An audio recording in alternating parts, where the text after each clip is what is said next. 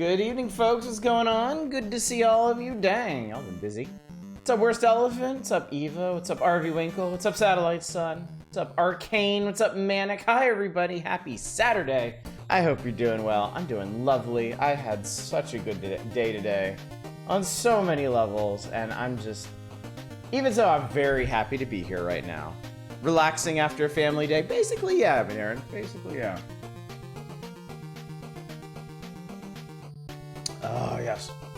Yep, very good day. Spent some time with my wife in the morning while the kids were at their Japanese school, and then we all had lunch together. And then they went to Abacus, and then we relaxed in the afternoon, did a little bit of shopping and stuff. Watched the most recent episode of Ahsoka, so now we're all caught up on that. I played some Titan Quest. Titan Quest is going great. I'm having a real good time with that. But yeah, just a really good, really chill, nice kind of day. Came over from Walmart after testing out some spray paint colors. Oh, what you gonna spray paint? Actually, I guess I should catch up on everything y'all said. The dude's terrible at tennis, he hit the ball 90 degrees. It's kind of amazing how they lined this up here on the page, yeah? Where it's like he somehow, like, in winding up for his serve, backhanded a ball across the title card.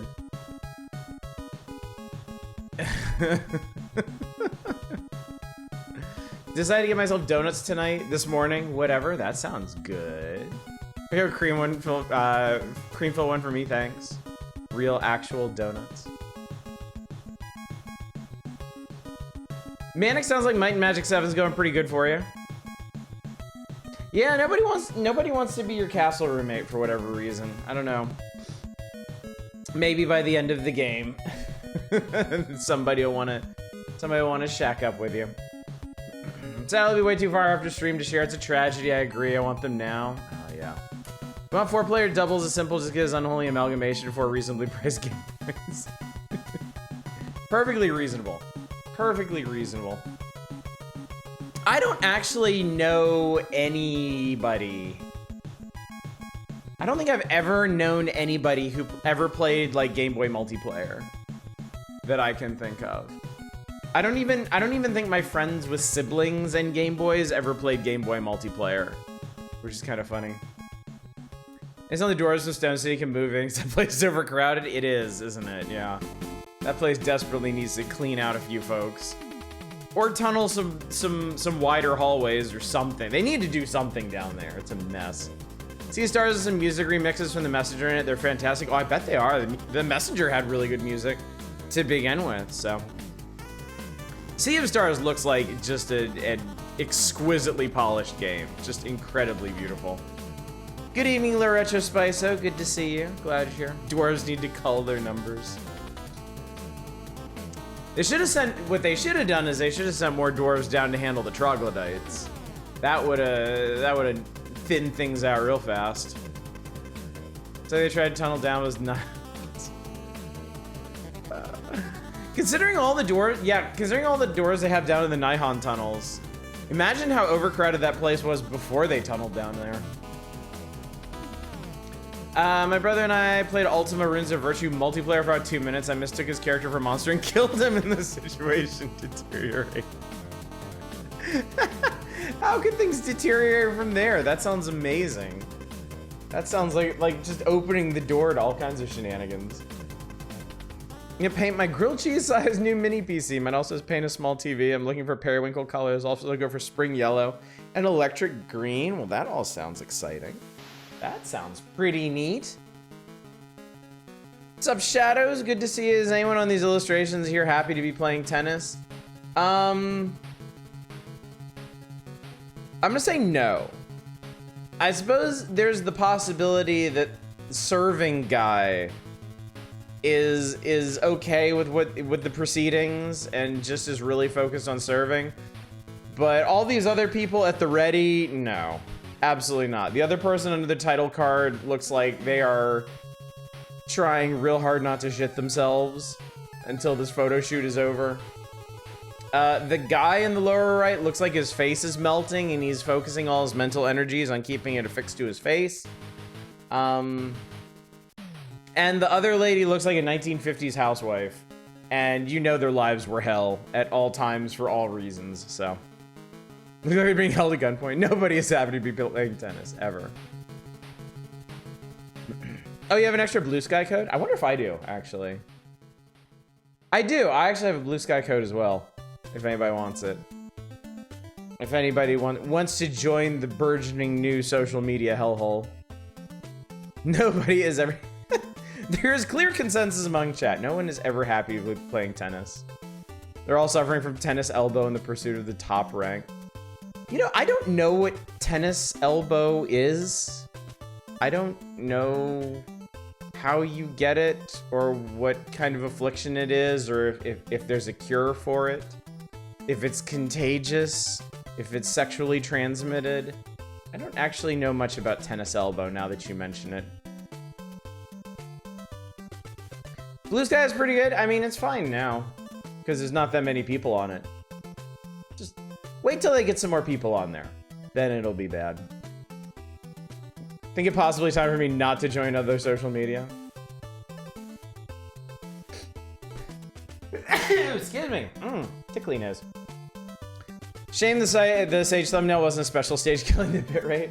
I would go in there and change it, but YouTube default thumbnails tend to be from like the first 5 or 10 minutes of the stream, and we all well know I wasn't playing anything at that point. So, oh, it's an RSI. Okay. Tendonitis from repetitive stress, such as tennis. Restrain the elbow mildly and don't use it too hard. Tennis sneeze. Yeah, I have tennis nose right now. I have a tennis allergy. When I see tennis happening around me, I just got these uncontrollable sneezes. You gotta bide in my time with Blue Sky, considering Jack Dorsey's been alarmingly positive about so much. I mean, he's never been a bright boy. He's never really had good ideas. But he did a decent enough job shepherding Twitter for a while.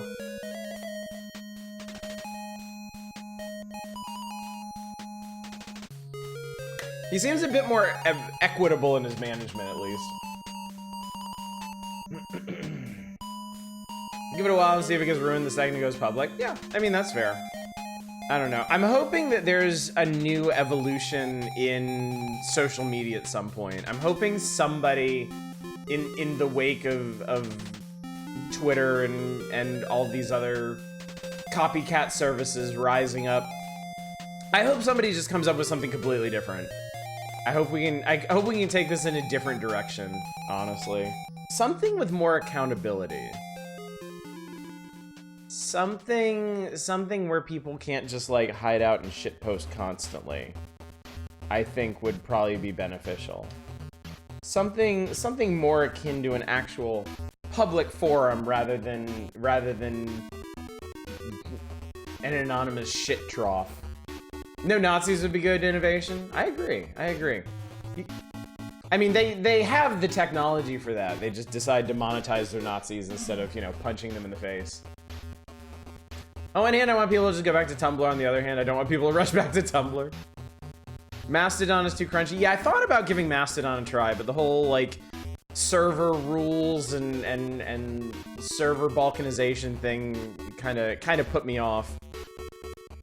The people that I follow that got onto Mastodon, it was like a huge struggle for them, so.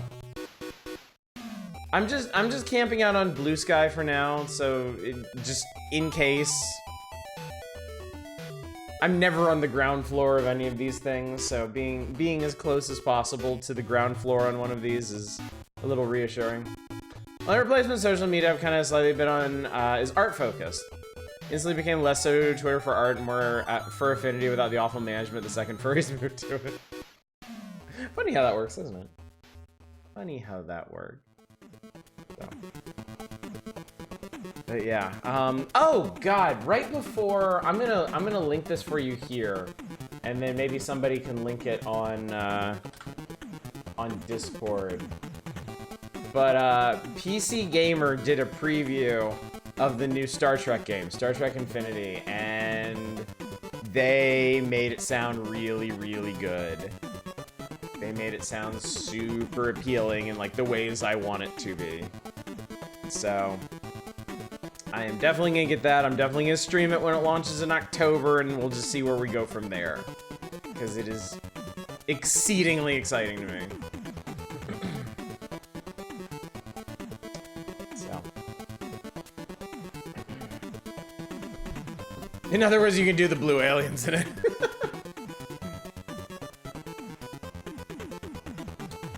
I didn't realize this, but it's actually being made. It's actually, I'm sold because you can tell Wesley to shut up, yeah. It's being made by the people that did the, what was it? Oh crap. I saw them mention this.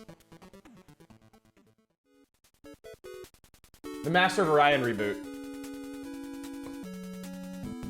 Nimble Giant, that's who it is. I mean, the biggest thing for me is PC Gamer asserts that Nimble Giant clearly has a lot of love for the franchise, and there's a lot of deep cuts, such as an actual story event where you can tell Wesley to shut up. Pipe Dream Star Trek game I wanted for a while is an away team CRPG. It's kind of amazing that there aren't more RPGs for these big franchises, you know? There's so many ways you could do a Star Trek RPG. There's so many ways you could do a Star Wars RPG. I mean, they have... I guess they just kind of settled into Old Republic for Star Wars RPGs. And man, I really, like... I feel like you could make an RPG out of just about everything. Yeah, there's a turn-based strategy away team game, but it's kind of more... Isn't it kind of more like Shadow Tactics or Desperados than like a full-on RPG? It's on GOG right now. I think it might actually be on sale, come to think of it. Hang on a sec.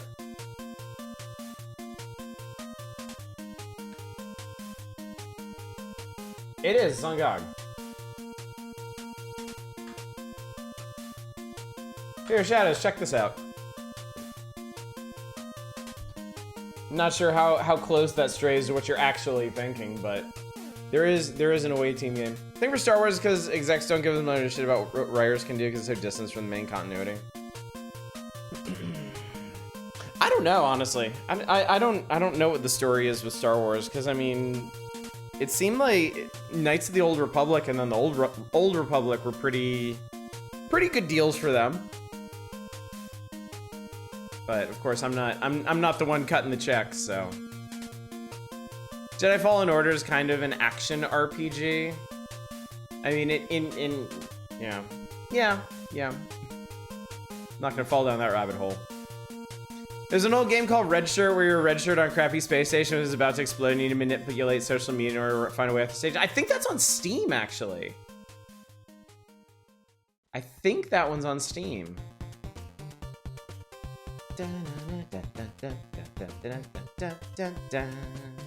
Current Star Trek tabletop RPG that encourages players to have both officers and lower ranked side characters rotate between and ships are neat.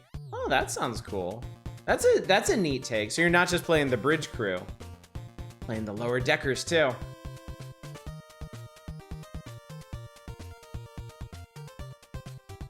Feels more action adventure. I'm not falling down that rabbit hole. I'm not about to sit here and try to assign genre terms to Fallen Order at the moment. We could spend the rest of the night doing that. It's a roguelike.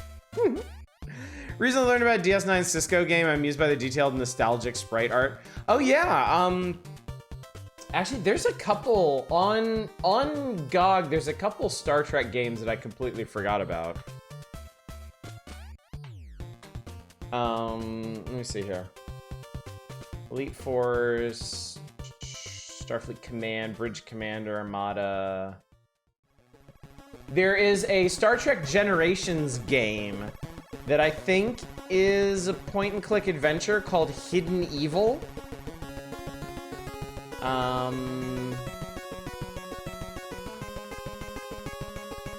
Yeah, there's the two 2D point-and-click adventures, Judgment Rights and 25th Anniversary.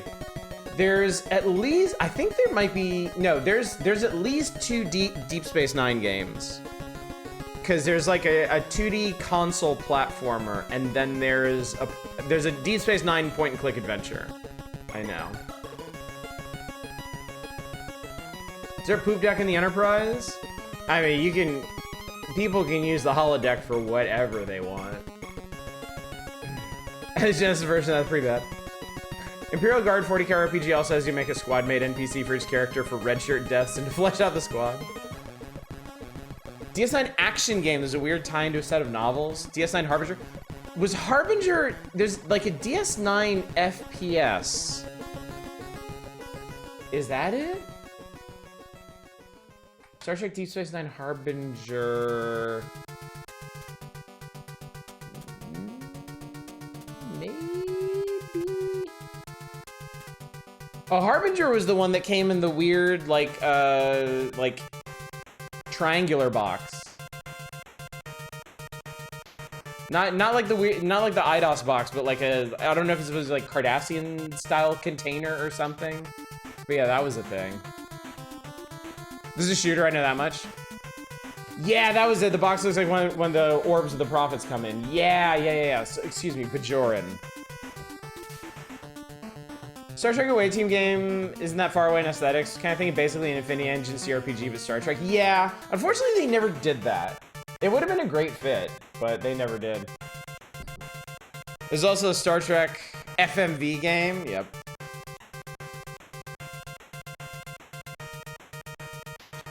I mean, there was a next generation VHS board game that I've watched clips of on YouTube, and oh, buddy. I know the point and click adventure this time has Cisco completely ignoring the chain command, deciding to go jumping and punching himself to solve the problem. I think so, man. I think so. I feel like Star Trek could lend itself to a lot of genres, like say Borg survival horror game. Oh yeah. Star Trek is one of those properties where you could make anything out of. You could like, I mean, just like building the Sims. You could do like a space station building sim. You could do a colony building sim. You could do a space dock spaceship building sim. You could do any kind of. You could do an RPG at any level. You could do all kinds of strategy games. Ship command games. There are several platformers, in fact.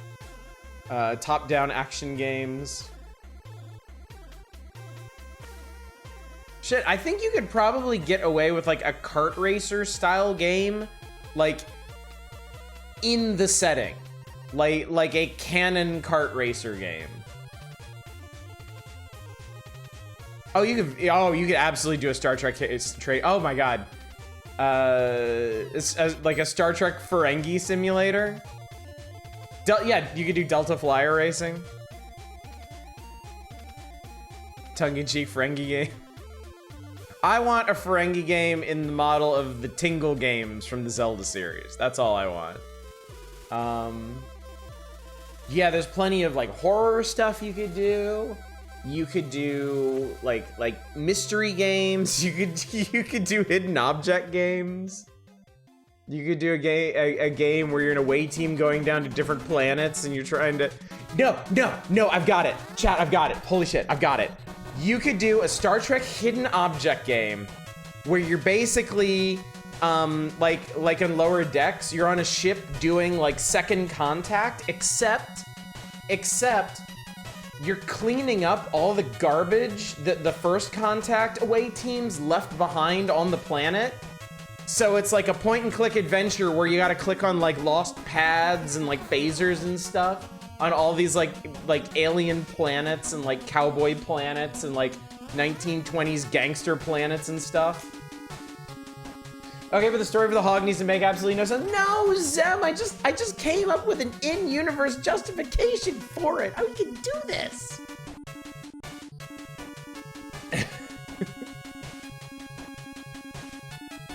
That plays Cassidy, Sisko's traitor love interest. Oh yeah. I mean, there's lots of traitors. Like, my mind just immediately goes to Ferengi, but yeah, there's all kinds of traitors and groups in Star Trek you can play as.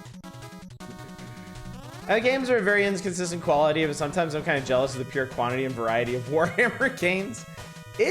Yeah. And I mean, you got to remember, it took a while to get there. It definitely took a while to get there. Because Games Workshop for a long time was very protective of their brand. Like, there were Warhammer PC games, but not a ton of them. And then, God, somewhere in, like, the mid-2000s, I think, Games Workshop just, like, woke up and they were like, wait, everyone wants to play Warhammer games. How about instead of almost never licensing Warhammer out for games, why don't we license Warhammer out for literally everything? And it seems to be a strategy that's worked well for them. I played Fire Warrior. I didn't have Fire Warrior. I downloaded it back in the day because I wanted to see what was up. And yeah, it was a thing. It was definitely a first-person shooter. Y'all who weren't big into PC gaming back in like the late 90s, early 2000s, well, I guess anywhere in the 90s, early 2000s as well.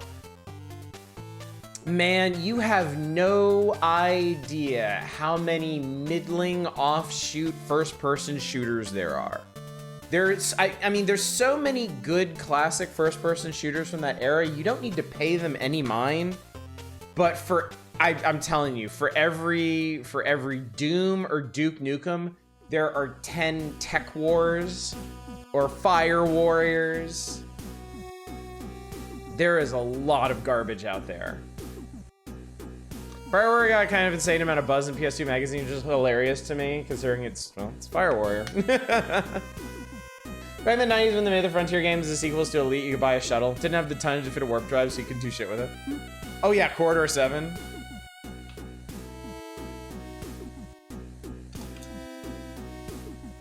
God, there were so many. Magazines unironically saying it was a Halo killer. I mean, that was like a journalistic addiction at the time. People just wanted to call everything a Halo killer until it actually came true. They wanted to be... It's like people trying to be the modern Nostradamus. They just keep making the same prediction over and over again until it comes true so they can be like, look, I called it. Every gaming outlet wanted to call the next FPS the Halo killer because they wanted to be the one that actually called it out. They wanted to be first, exactly. Exactly.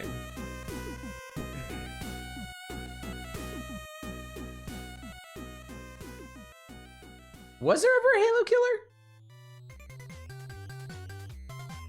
I feel like nothing ever actually killed. Yeah, Halo killed itself.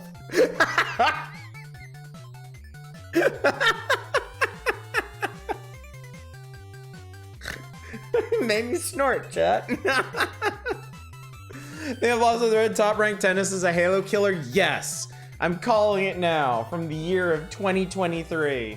Way back in 1993, nobody knew the heights that Top Rank Tennis would rise to. And it would somehow defeat a series that wouldn't start for another, like, decade and a half. Halo live action was a Halo killer. Remember people calling crappy anime a Full Metal Alchemist killer? So that, like, that attitude was everywhere? Oh, yeah. Oh, yeah. Whatever happened to that idea of remastering Marathon? Actually, that's a good question. That's a good question. I don't know where that went. I'm not like a big, I'm not real big on Bungie shooters. So like, I never really kept up with it. Never played Halo or Marathon. I played the original Halo. My roommate in college had it. I was like, I want to see what all the buzz is about. I played up until the point that the Flood showed up and I was like, I am done. This is fine. I mean, really, the reason Halo was so big is it was a really solid first-person shooter with really fun multiplayer on a console. And shockingly, that hadn't really happened yet. Halo beat everybody else to the punch on that one, which is kind of hilarious. I mean, there was GoldenEye, certainly, but GoldenEye didn't have online and didn't have the richness of gameplay that Halo did. You say they never struck a Bungie chord. Not with me. Modern military boom took some buzz from Halo. Halo sort of killed itself when Bungie stopped working on the series. Yeah, that's the thing. I was thinking if you could call anything a Halo killer, it would probably be Call of Duty. But I don't think Call of Duty killed them. I think Halo just kind of like shriveled up and blew away in the wind. And then like Call of Duty just wandered up and was like, well, here we are. When people were gushing about Halo, I was more into Serious Sam. Yeah, I mean, I was certainly always more into PC shooters. And the thing is, like, Halo was the game that finally brought that kind of excitement and gameplay to the masses. That's what was so big about it. Compared to other shooters, at least Halo 1, compared to other shooters, I didn't find it that great. The actual shooting itself was pretty fun, but I really didn't like the levels in it. Of course, it wasn't sold on its levels so much as it was sold on its multiplayer, so I wasn't the target demographic for it to begin with. PUBG and Fortnite probably killed Halo. I think if anything, they just shoveled dirt on its grave. I think they came far enough after Halo that it didn't really have a direct effect. Probably. I think honestly now, like stuff like Halo Infinite is just like it's out of its time. You know, Halo was, you know, we just talked about it. Halo was important because it brought like satisfying multiplayer FPS to the masses via console. We don't need that anymore. Like, we've moved far, far beyond that. Like, Call of Duty handles that now. And like, yeah, the market itself has moved from like deathmatch and capture the flag to like battle royales and all kinds of gimmicky shooters. And Halo's kind of left out in the cold because of that. Like, they can keep remaking or re-releasing it all they want, but you know, it's a nostalgia trip now. It's never going to be as big as it was ever again. Halo's kind of the only major FPS series I liked during that era. First few Medal of Honor games were really fun. I've heard that. Heard people mention that. I had no idea what connection the career of Pumpkin Scissors has. His first ever published manga went on multiple hiatuses, got an anime adaptation with an episode that was better than all the manga. Somehow he's still allowed to continue being published and release the occasional chapter a couple of years. Huh. There's a Star Siege extraction shooter now. Star Siege Dead Zone. Okay, whatever.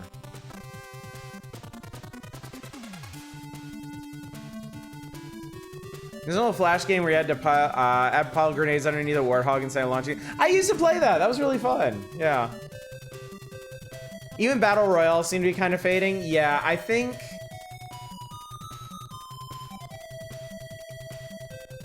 the market, at least, seems to be moving towards extraction shooters. That seems...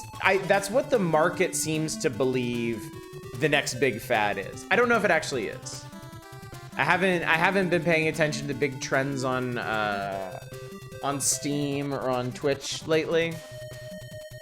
So I don't know what the FPS crowd, the pro gamer crowd is really jockeying over at the moment.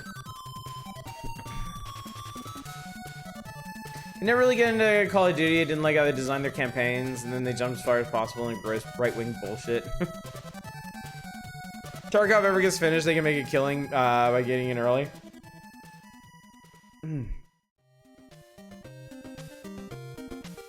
I mean, what else does Tarkov need to do anyway? Is Tarkov one of those things like oh crap. What was the DayZ?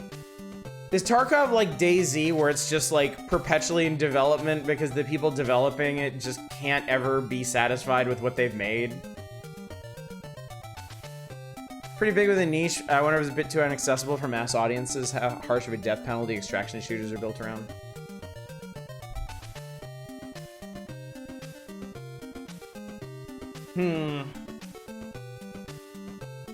DayZ is the PUBG game? No. Oh god. Oh god. I guess DayZ really is like the granddaddy of all these battle royale games, huh? Even though it wasn't really set up like one, it was more set up like a survival sim. I don't believe the actual city of Tarkov is in the game yet. But DayZ was originally a mod for Arma 2, I think, the really crunchy military shooter sim sandbox game. I think it was a mod made by one of the developers on Arma 2. It was his own side project and like blew up. It was huge. And then I'm pretty sure the Arma publisher spun it off into its own standalone project. And then DayZ is what spawned stuff like 7 Days to Die and Project Zomboid and kicked off like a zombie survival renaissance. But I also think that PUBG and I think PUBG specifically took their inspiration from DayZ. They wanted that kind of high stakes multiplayer gameplay, but without the zombie angle to it. And then Fortnite took their inspiration from PUBG. I think that's the family tree of battle royales, I think. I used to love Operation Flashpoint, the prequel to Arma. PUBG like a mod for DayZ or Toho? I don't think so. I think PUBG was always oh god. Now I'm not sure. I thought PUBG was always a standalone project that started development, like one of the, god, who was it? Wasn't it like some big name dude?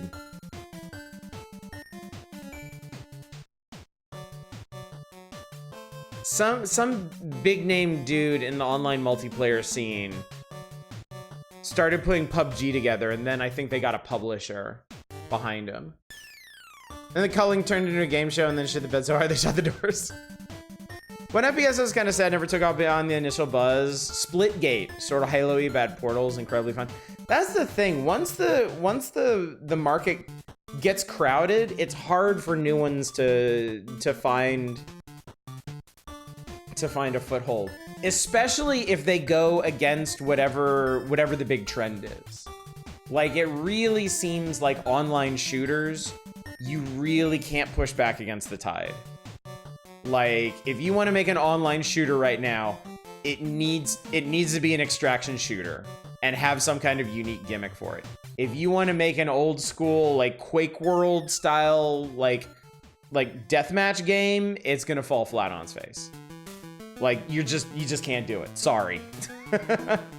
If you want to make a Counter-Strike killer, you can't do it. Sorry. Dead Rising could be the precursor to DayZ. I think if anything, Left 4 Dead was the precursor to DayZ. I could totally see. I've never read any interviews. I don't know the backstory on the dude that made DayZ. But the clearest line that I see is probably taking inspiration from Left 4 Dead, because it's kind of, in a way, it's kind of like an open world Left 4 Dead, where you have total freedom, including the freedom to team up as you see fit. I think it could, if you're ironic, like Cruelty Squad. Well, I'm not considering like single player games. I'm talking solely like online multiplayer games. And they die instantly if they do not get a player base up under them. And the only way you get a player base up under them is by buying into the current trend. Like, a lot of games, you don't have to do that. Like, single player games, RP, like, you just know, like, in the next couple of years, there's gonna be all kinds of indie and then eventually big budget,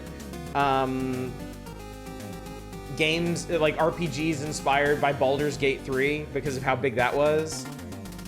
But you don't have to do that to be successful, you know? I mean, Baldur's Gate 3 itself was like a throwback to much older generation of RPGs, and it did gangbusters, obviously. It's online games, though. It's online games where you have to follow the trend or you get left behind.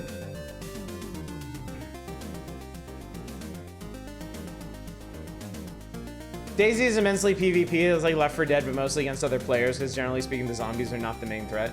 Well, that's what I'm saying. Like a completely open world version of that. I mean, I'm not even entirely sure that the developer originally intended for other players to be the threat. I think that's more just that may have been more just how people responded to the gameplay.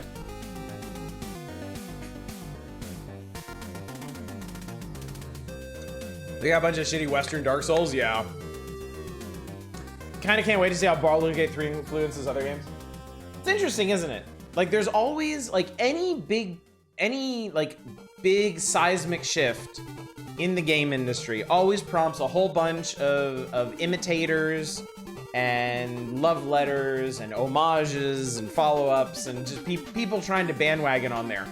But it's really only multiplayer games where you have to do that, where it's required.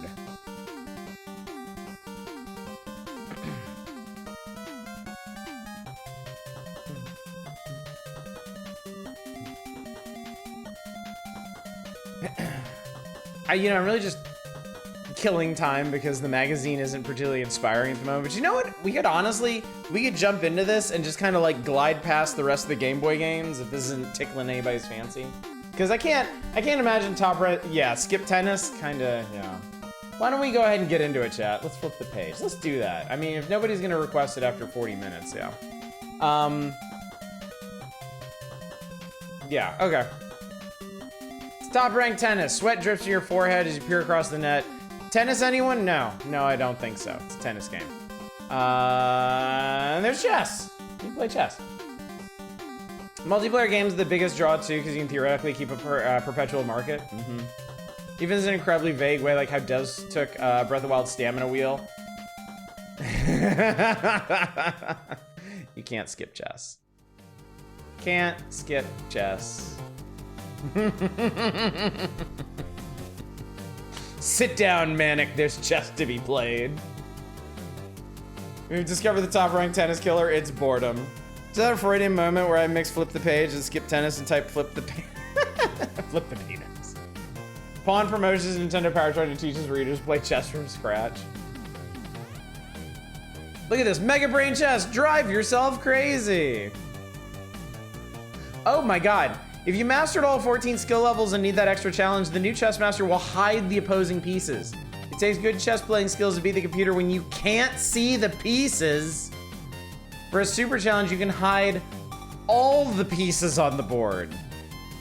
What's better than getting your ass beat by AI chess? Playing chess where you can't see the goddamn pieces. Oh, did I dare you to set the difficulty the highest level? Sure. I got no problem with it. Yeah, completely blind chess. I mean, honestly, like setting the difficulty to the maximum level is a great excuse for me to lose and not feel bad about it. You got all the pieces, you can't lose. You literally don't know if you lose. Chessmaster highest difficulty speedrun.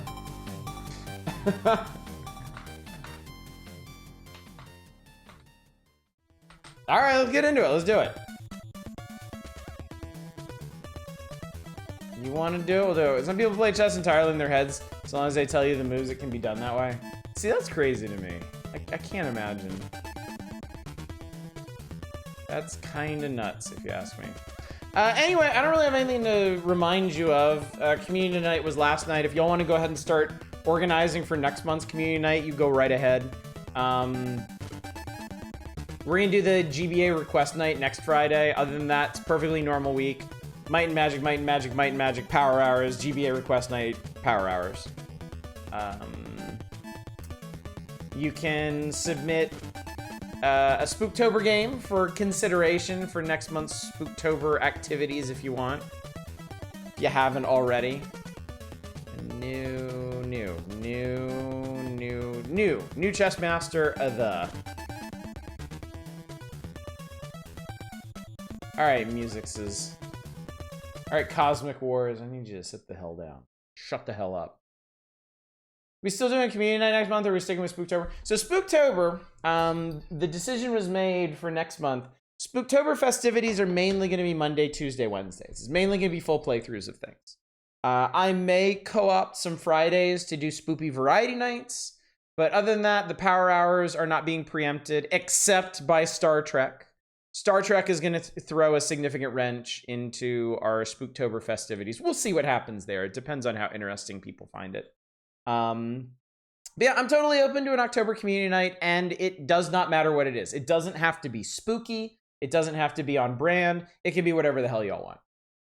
Then have you had time to test the Ecstatica installation? Just wondering because I haven't tested. No, I haven't. No, I haven't. I have been a bit busy. Star Trek doesn't use wrenches. They use, wait, what do they use? What do they use? It was like CK3, you can get naked. Only if you get the sex candle side quest. Welcome to Chessmaster. He talked to me. Gandalf talked to me.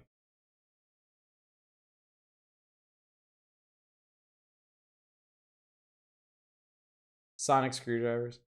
What the hell? I didn't. Okay, actions.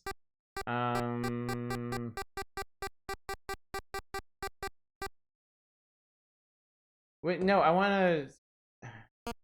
How do I? Where are the rules? Set up board. No, that's not it.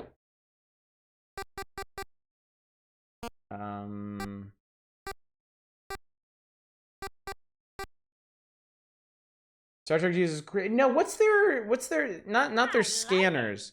What is their? They have the little. They do have a little glowy wand thing that engineers like O'Brien use to noodle with things. They never. I don't believe that for a second. I don't believe for a second that there is anything that has ever been shown on screen in Star Trek that has not been named. I don't believe it. There is no way you can convince me of that. Try hard quarters.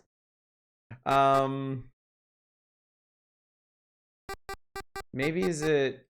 No, that's just no human players. Okay, so I accidentally changed sides. I could just keep changing sides. Solve for mate. No solution found for mate. What if you load a game? Oh god, it's oh god, no, it's by no. Alright, Christ, whatever. I'm just gonna begin a new game. I don't know what's going on. Here, move the thing. Do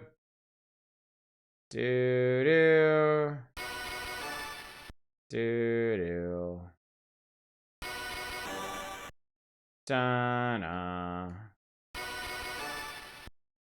Oh, I saw a thing. Hyper spanner. I can believe that. Wait, no, isn't that the Star Wars version? Aren't the Star Wars ones hyper spanners? The aluminum falcon. I'm making a little pyramid. It is a hyper spanner. Okay, cool. Capture.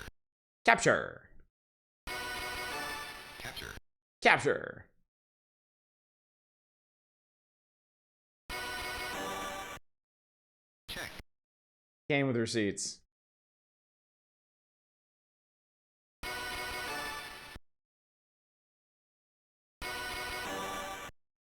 Capture. Check.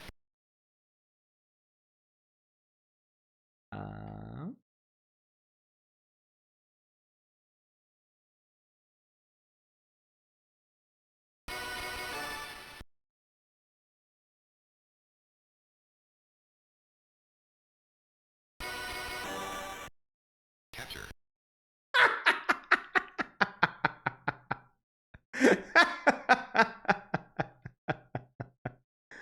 Oh my god.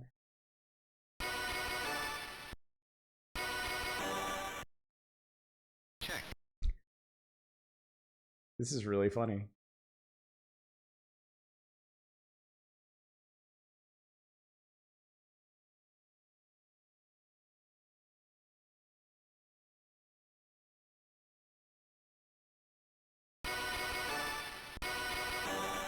Capture. Check.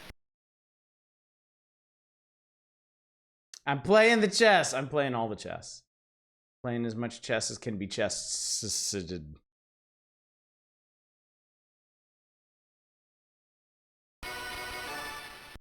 Foolish Kings just run right out onto the battlefield. Capture. Check. I like the voice clips. They the turn end sound can eat a knight though. Yeah, the turn end sound is really weird.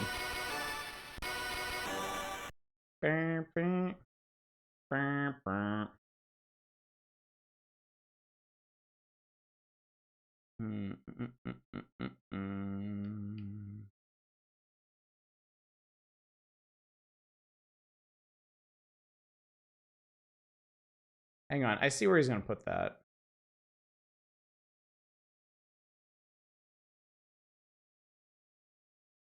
Ah, okay, I see where he's gonna put that, actually.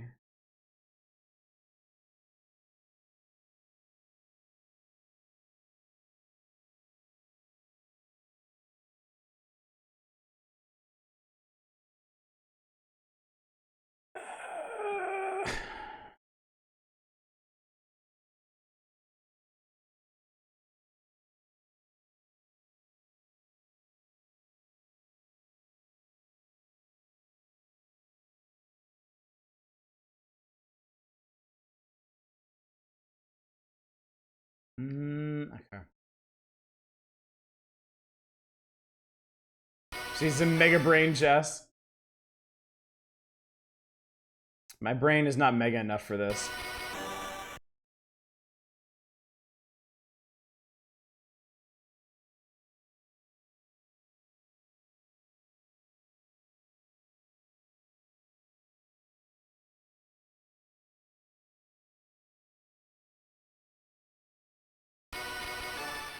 New stream idea, Oddish plays chess and Chad decides the next enemy action with channel points. Oh, like chat, Oddish versus chat. Oddish versus chat chess. The boring is coming from the guy that makes you play Monopoly all the time. Too bad. Too bad.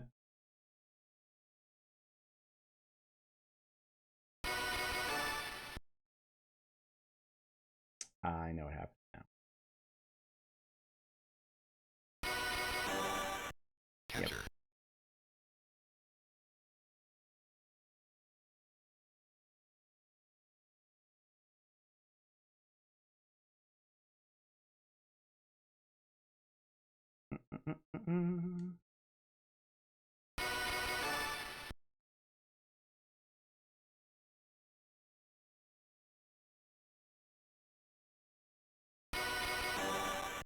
Check. Check.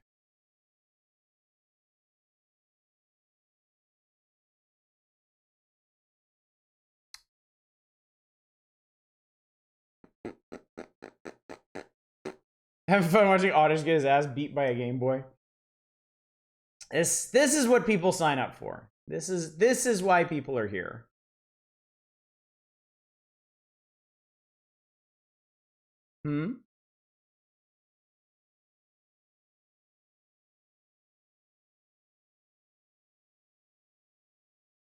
I mean, it's not checkmate because I can move this here, but it's definitely on towards the end.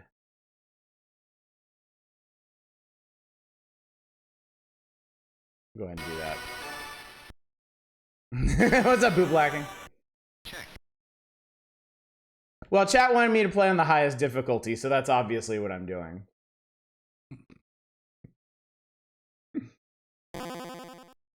Huh? Oh, you're right, it can't. How about that?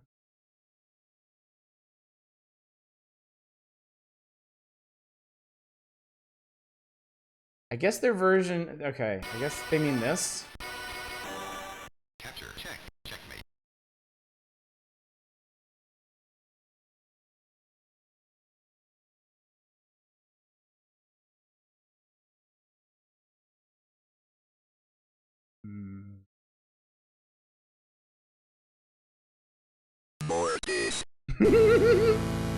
All right.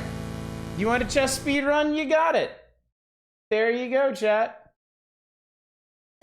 And I think that still took too long for some people.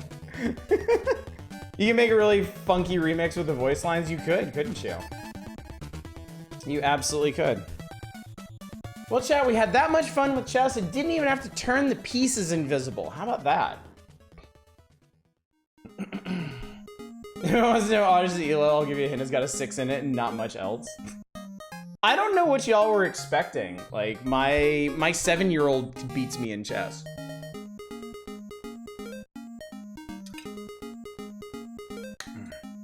Two players, one Game Boy hits different in 2023.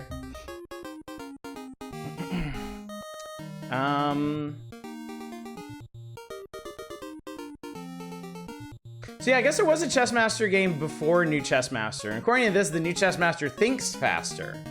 The setup is identical. If you're in need of a chess game for the Game Boy, the new Chessmaster is a good choice. If you own the original Chessmaster, the changes may not be distinct enough to warrant owning both of them. I do feel like in 1993, Nintendo Power has been getting more honest in their evaluations of these games. And two players, one Game Boy, just the Black Mirror episode, two good fucking... I didn't know that was an episode. How exciting that is. Hey, we... Oh, shit.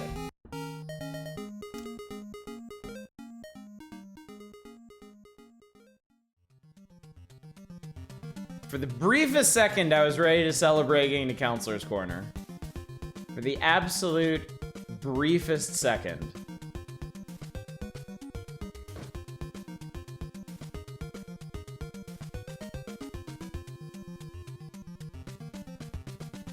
I can wait. I'm in no rush. I got all evening. I can just sit here and vibe to the Teenage Mutant Ninja Turtles damn bomb diffusing music. All right, well, there's one. There's an episode of two dudes finding an innovative new way to beat each other in VR Tekken.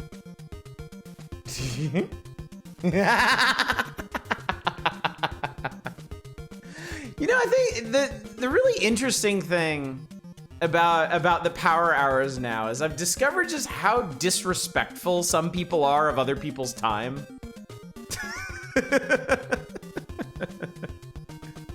I've discovered just how incredibly disrespectful people are. Yep, there's the other one. All right, cool. We're all set then.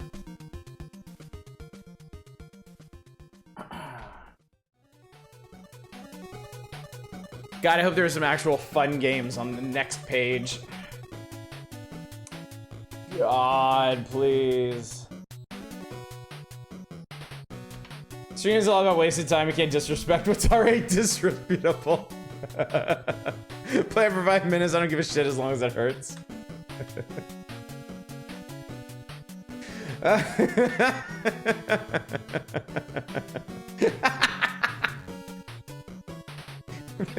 I think Satellite Sun might have broke.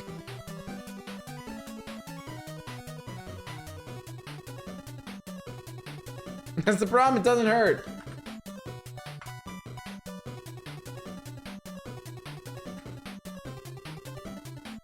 Yeah, probably looks better. Okay, there we go. Alright, here we go.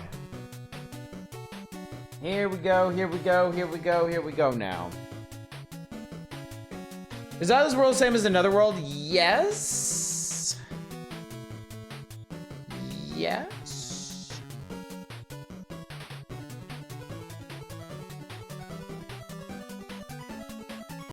All right. Wow, that was from a wrestling game. That was actually pretty good for a wrestling game.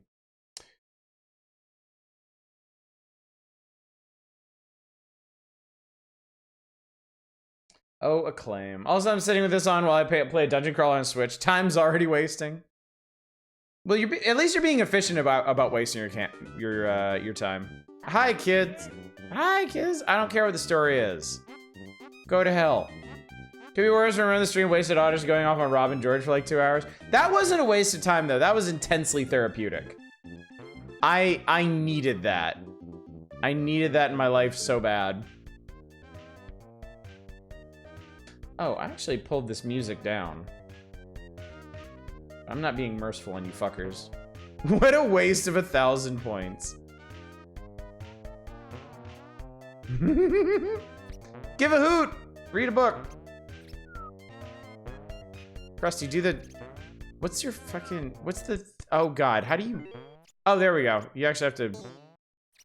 That's so dumb, man.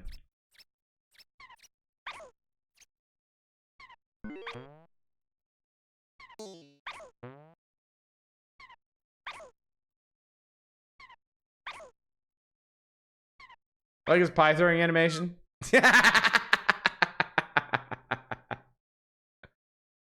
Also cool, the music just ended. Oh.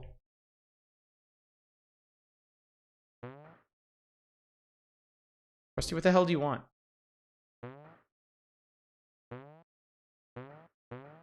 Wait, what do you do with blocks like this? Chat, what do I do with this?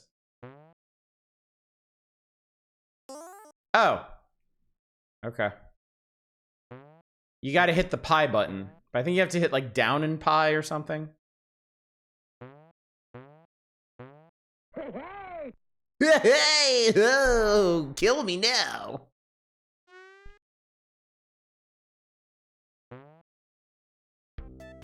Oh, the top. Okay. It's the top button. The R button toggles the music. Actually, no.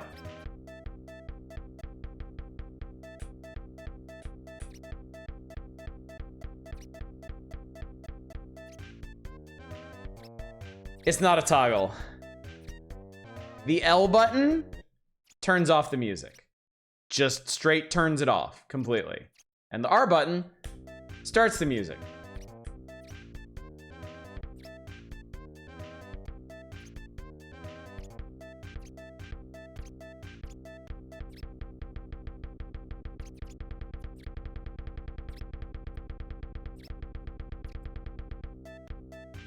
All right, anyway, what were we doing?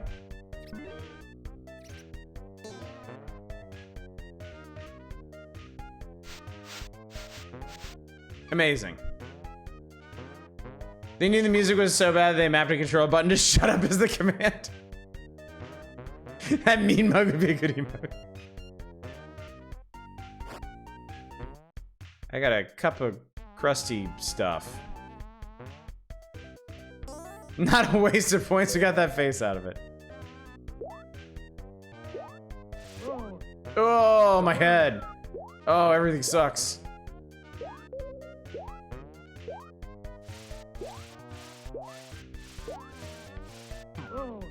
What the hell, man? They don't even give you a chance. Honka. Oh, I want a crusty cup, but maybe I'm built differently.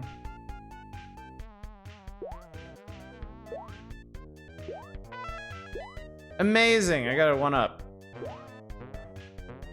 Just got my ass beat by difficulty spike mini boss. So what's this about wasted stream time? Hey.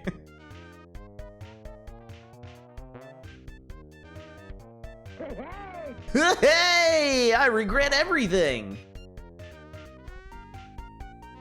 So, yeah, the water kills Krusty. Of course it does. Of course it does. Don't be ridiculous.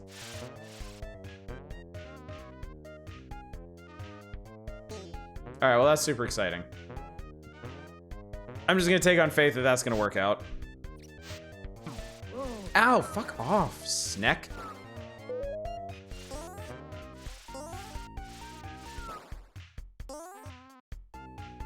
All right, are we good? Are we good? Hey! I make terrible choices in my life. Because all he is makeup? Yeah. To crust is to suffer. Somebody was asking, is this the best Simpsons game? I think the best Simpsons game is the arcade game.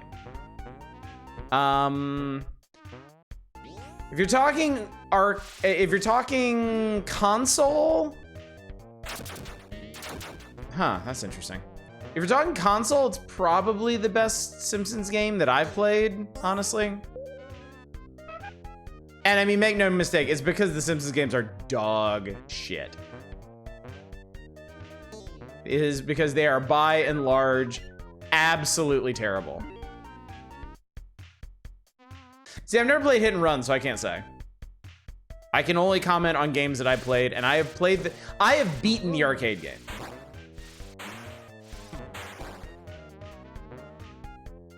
So I can definitely comment on that. For the era, this is less painful than the other 8 and 16-bit console games. Yes, easily. I mean, you put this and Bart versus the Space Mutants in front of me, I'm gonna pick this every time. This is also one of the dumbest puzzles I've ever seen in a game like this. I'm still really fucking mad about that block.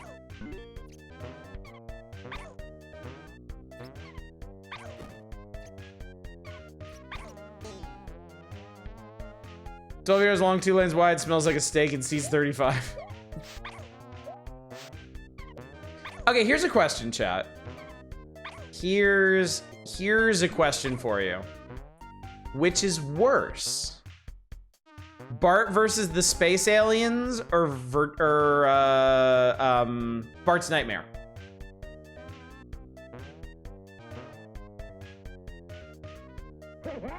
I don't want to say virtual Bart because we haven't played that together yet. But yeah. Bart versus the Space Mutants or Bart's Nightmare, which is worse? Each is worse than the other. Damn, Dave. Makes you think. Space Mutants. Yeah, Space Mutants is like shockingly inscrutable.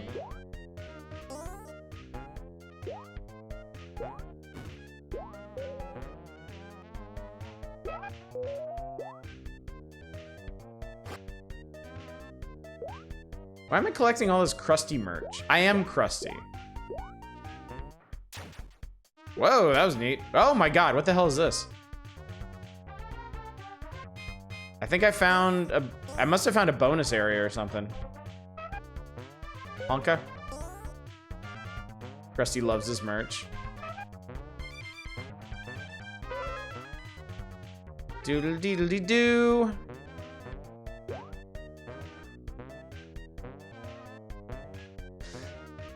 Who said it? His jump, like, his jump really does sound incredibly farty.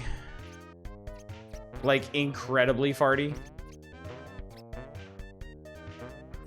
He needs to convince himself that someone wants his merch. Fuck you, Sneck. Okay, so we have a pipe piece. I think we should probably do the pipe piece first. He's sung so low, he's okay with that someone is him. It's probably, yeah, probably you.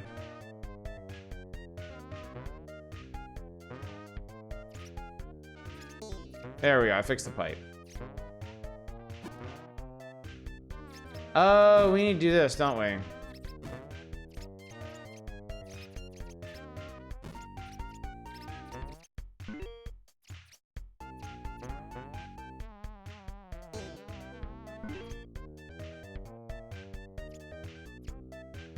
Wait, what the hell? How is this supposed to work? I guess you wait. I guess you have to wait for them to get up here. Wow, that's really shitty. All right, I mean, I guess technically that could have been worse, but... President Kankai, who created Clown College for quick cash and then beat it against the bet it against the Globetrotters.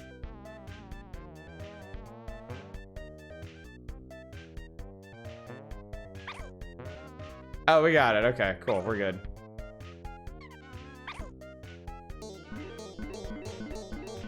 How do you think the idea for this one came about, even?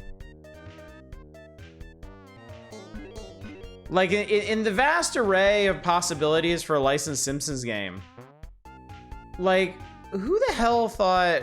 First of all, who the hell thought doing a Lemmings-style game was the way to go? And then who the hell thought they should base it around Krusty the Clown? Copious disdain for humanity? Yeah, Krusty's Mouse Genocide Simulator. Like, who the fuck did they think was, like, chomping at the bit for that one?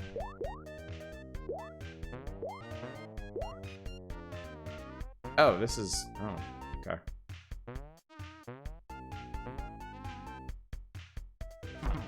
Fuck off. Cartoons are for kids no matter the subject matter. Those mice know what they did. Fucking yikes. Big yikes.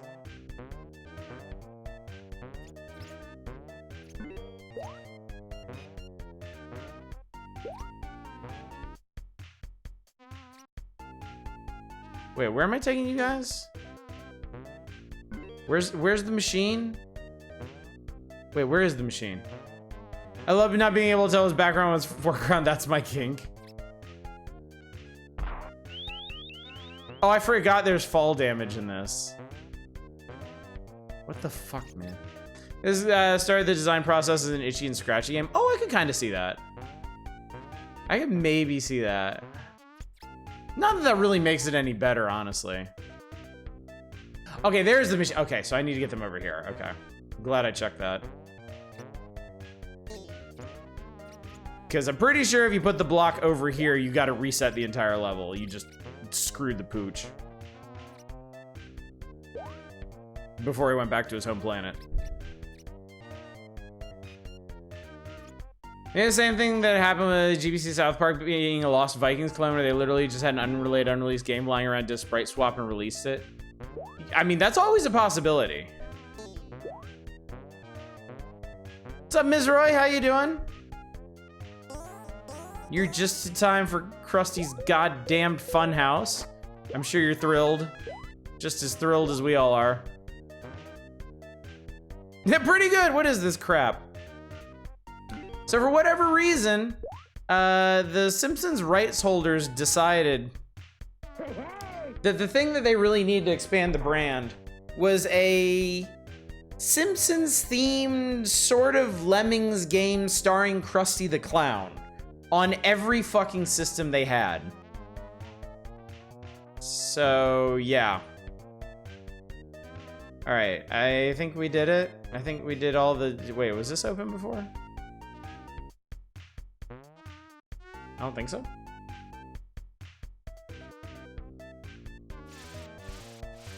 Still better than Bart's Nightmare. It's true. It's true. I mean, honestly, I think we talked about this before. It's not really a bad game. It's just not really a good game either. It's just kind of there. But it does have that over the other Simpsons games, and that is not actually bad. Because at this point, all the Simpsons games are pretty atrocious. They are garbage.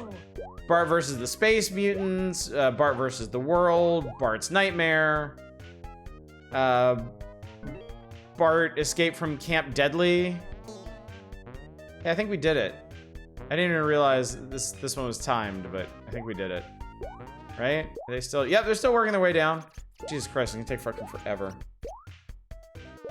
Does Krusty look like he fell into a hydraulic press? This is his Joker phase.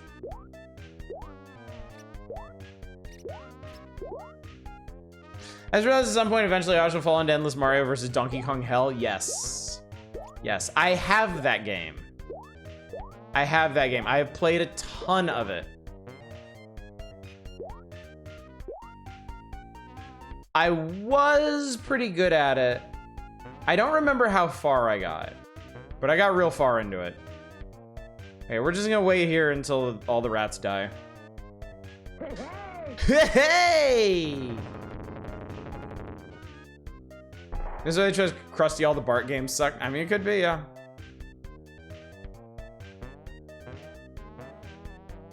It's also not a great streaming game, because I'm pretty sure this is boring as all hell to watch.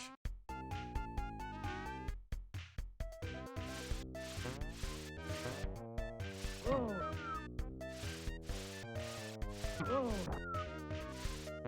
100% dull as dishwater.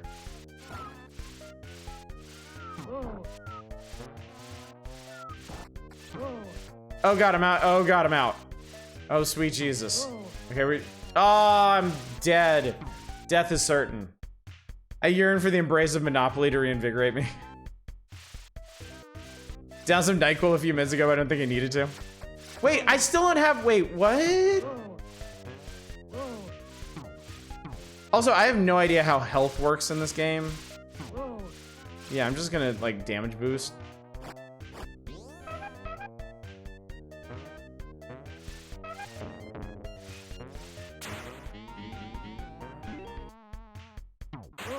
God, fuck off.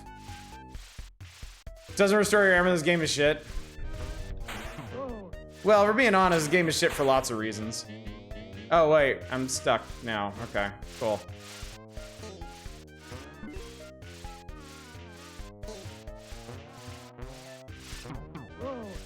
Also, these guys shoot the instant they see Krusty. Like, no hesitation. Absolutely none. Okay, what did that do? What did any of this do? Why am I doing any of this? What is the point of this? I shoot the instant I saw Krusty too. So they're cops. They know what a capitalist monster Krusty is.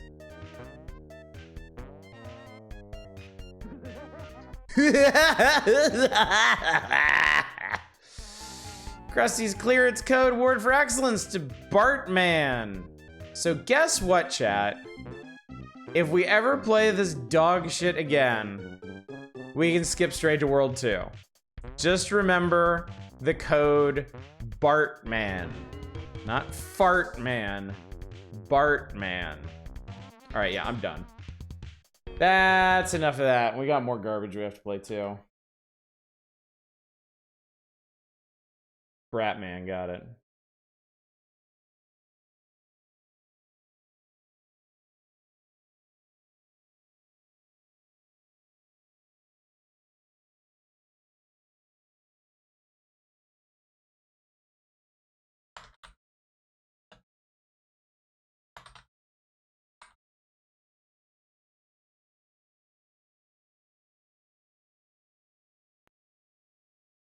None of these hints will help you.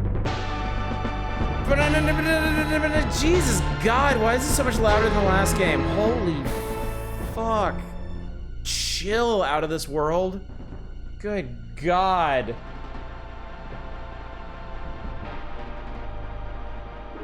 Simpsons literally made a joke on when Krusty accidentally made a KKK acronym on something. Don't do that to yourself.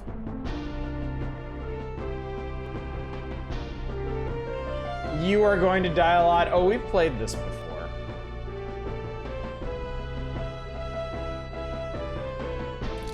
And I'm going to die in all the same spots I died before.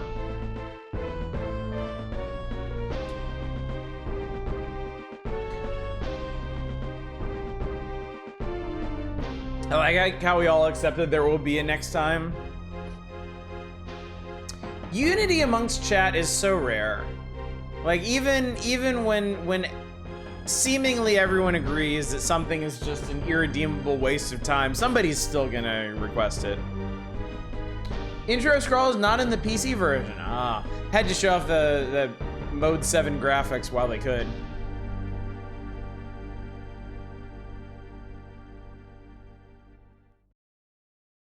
Still prefer Flashback over this game. It's still good. I massively prefer Flashback over this game. I do not enjoy this game.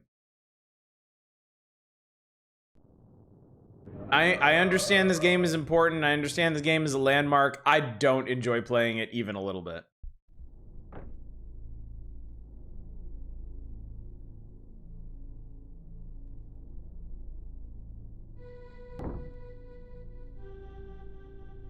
The SNES port is the worst one as far as I know. For Out of This World. I know the rotoscoping on PC is a lot better. They could afford a lot more frames of animation. How about that Flashback 2? I never played Flashback 2. I only played Flashback. Wow, this guy's seen some shit. I've only played Flashback on SNES, and I got pretty far. I got to Earth? Remember when this came out, the graphics were incredible? Mortis. Getting an early start, I see. Good evening, Professor. Fade to Black, I'm wondering whether I should death marks that one.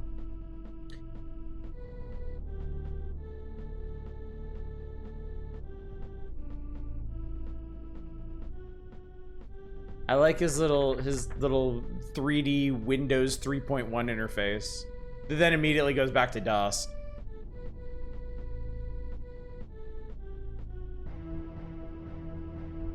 Flashback to the real one still to be released, not Fade to Black, which they decanonized. I'm sorry, who out there is actually concerned with the canon of the Flashback universe? Incredible.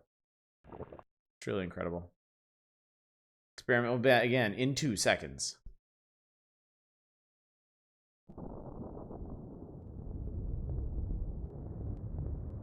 So is this supposed to be a post-apocalyptic hellscape or something? Because that's certainly what it looks like.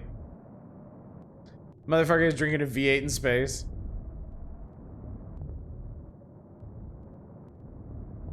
Wait, don't fuck with particle accelerators.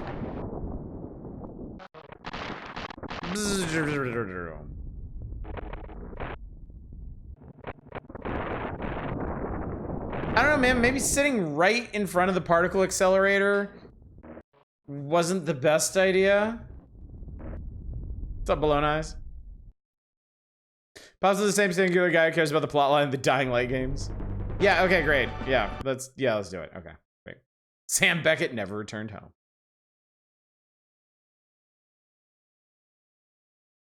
He did end up piloting captaining a sweet Federation starship, though.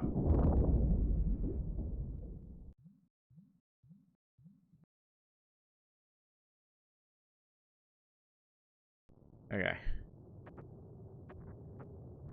There's the kick button. Okay. Tentacles. Nope, we ain't doing it.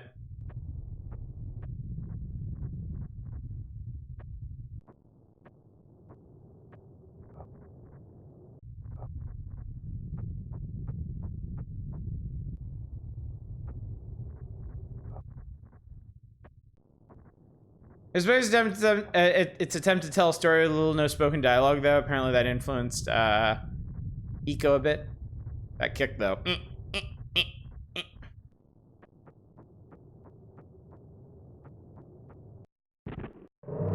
Sweet Jesus!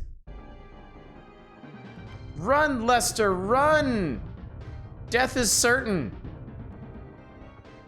Not really, bro. Death is certain.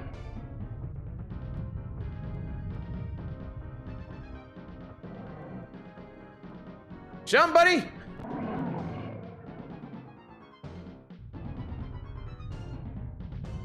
Back the other way! Go, go, go, go, go!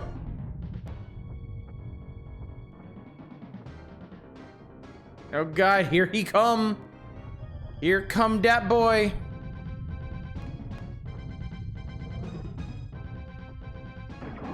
Hooray! We're saved! Hi. Does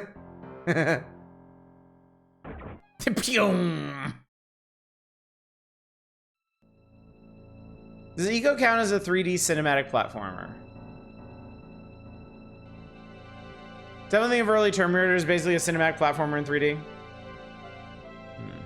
See, game over. Fun game. That's okay. We're shacked up with a manatee and a vest.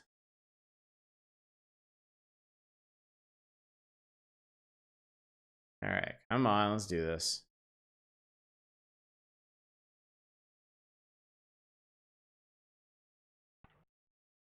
The last time we played this, I did this part so many times that I actually like started doing this like really soon. Like before he even moved over there, and it ended up teleporting him under the cage. Matsura. Oh God, I don't remember how this fucking thing works. Oh man, there's like, there's a bunch of really important no, fuck, don't. I might already be doomed, honestly. Oh yeah, I'm already screwed.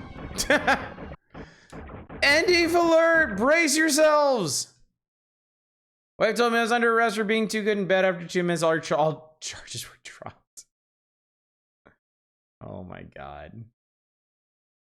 It's an anthropomorphic eraser.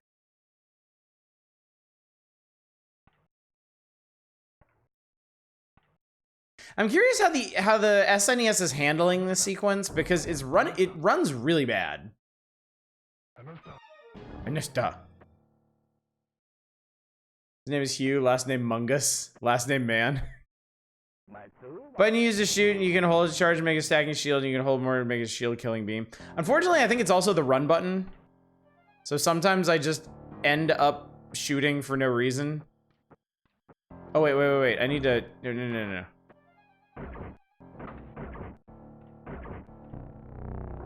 Oh, whoops. Okay, I think I might be screwed, actually.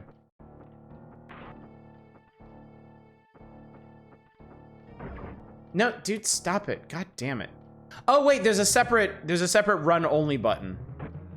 Uh-oh. Well, we're dead. But hey, I got the force field up.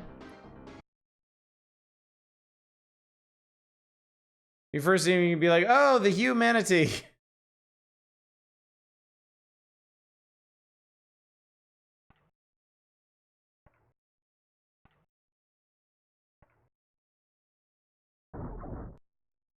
I could have sworn one time I landed on this guy before he fired the gun to summon the other dudes, but it didn't actually change anything.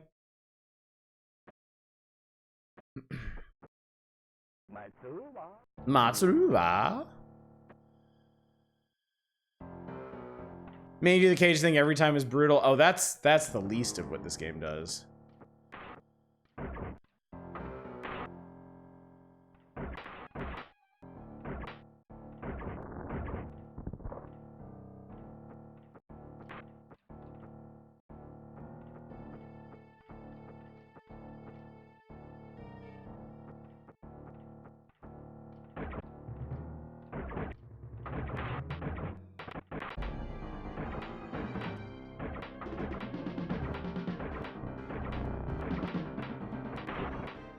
Damn it, he put up a second shield.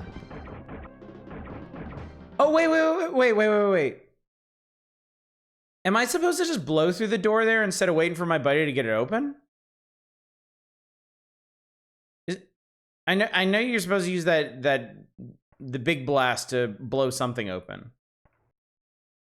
But I don't remember if it's there or not. Onesta. Whoa.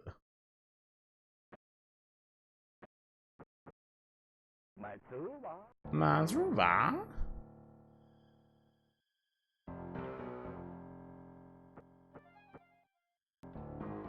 I might actually just be able to shoot this guy.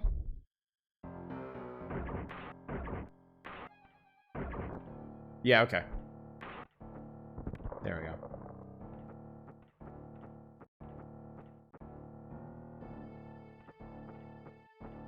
Actually, no, I don't think I can blast through here. Shit, that's right, you have to.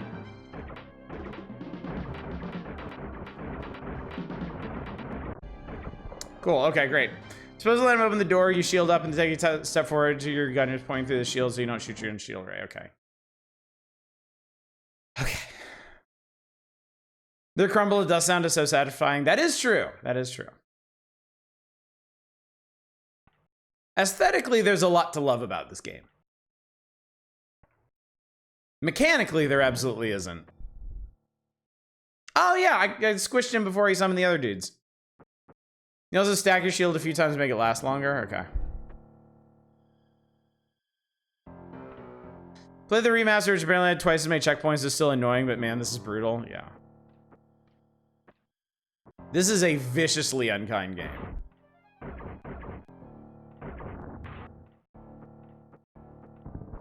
Like, honestly, to me, this design comes from the same place as something like Dragon's Lair.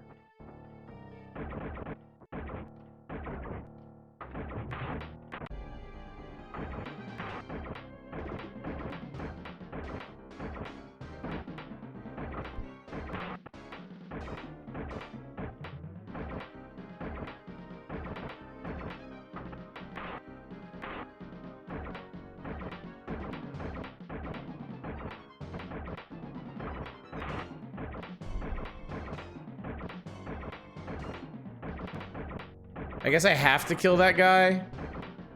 Otherwise, this is like the longest Dorsey. Oh, no, no, no, he got it. Never mind. No, wait, wait. Okay, Jesus Christ. Okay. Cool.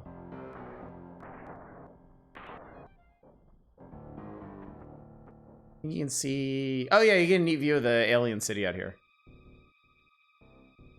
Dragon's Lair's on Steam now. We should try to find some excuse to make you play it. Yeah, sure.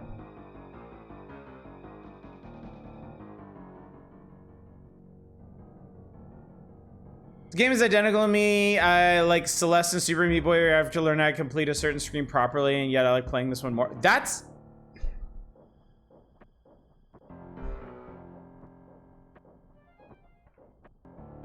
is... Okay, Arcane. I cannot understand that in the least. That makes, like... I don't get that at all.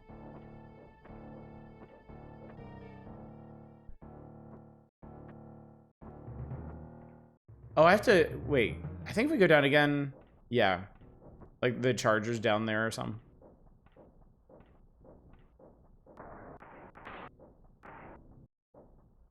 Like, to me, there's a world of difference between this and something...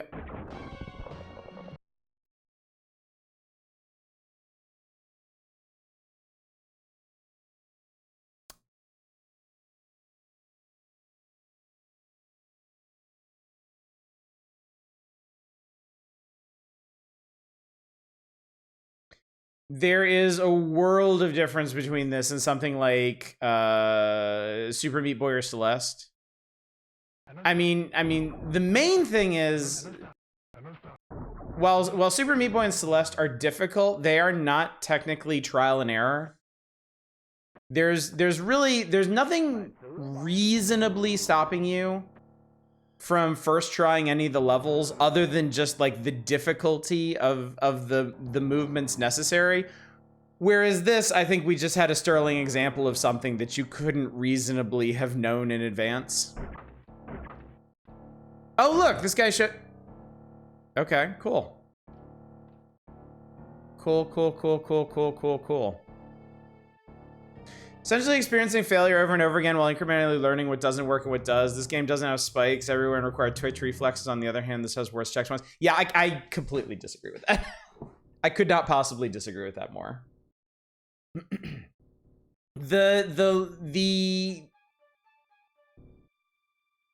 The incremental learning and the nature of failure is fundamentally different in this game than it is in Celeste and Super Meat Boy, because failure is essentially predetermined. You have to fail in this game. The way this game is designed, you have no hope of getting through any of these challenges the first try. That is not the case in Super Meat Boy and Celeste.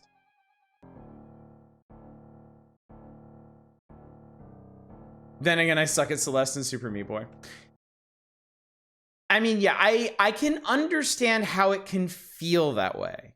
Like, if you have difficulty with those games and you die over and over and over again, and the level design feels extremely, like, punishing and punitive and whatnot. But the very nature of the challenge is different. Super Meat Boy and Celeste give you the information you need to succeed the first time in general. Whereas this does not. This game is built around you failing and then learning from failure, just as Dragon's Lair is.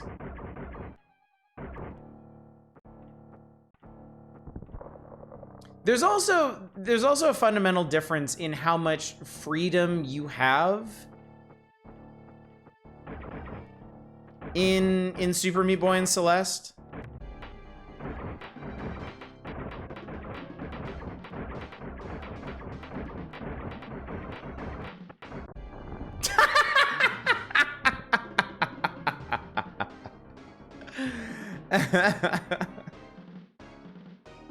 I didn't mind beating my head against this until I worked out the route, because once you have it, the game is ultimately a short little romp through an interesting looking world.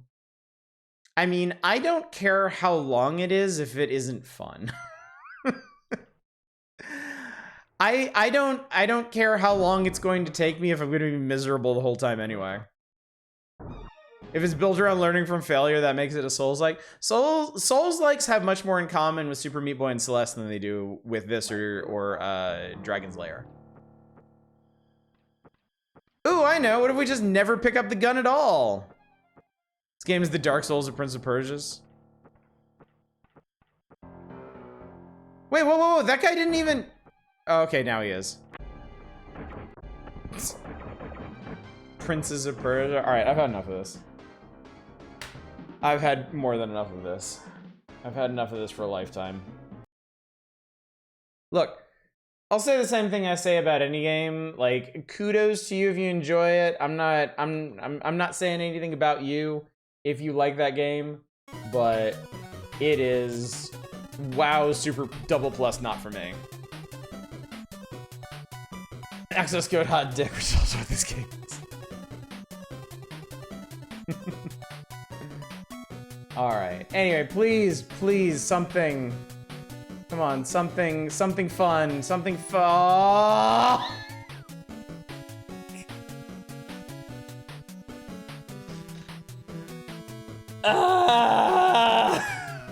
Oh, come on, man.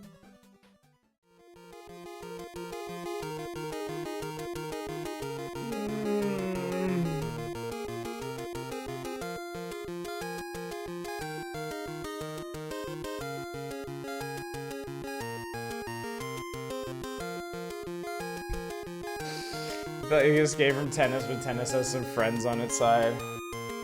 All right, we're going into extreme time wasting mode. I'm gonna go get some more water as slowly as I possibly can. I'll be right back, chat.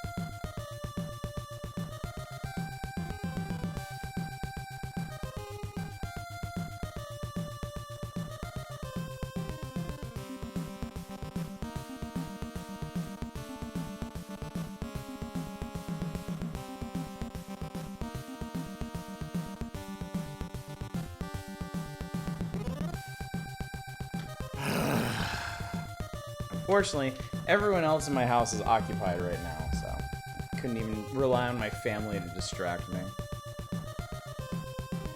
How do I find, drink, and get out of reality? Share a stream, watch his numbers go up for 10 minutes. Man play Might and Magic. Yeah, we did Might and Magic on Thursday. Also, what's up, Buster? It's good to see you tonight.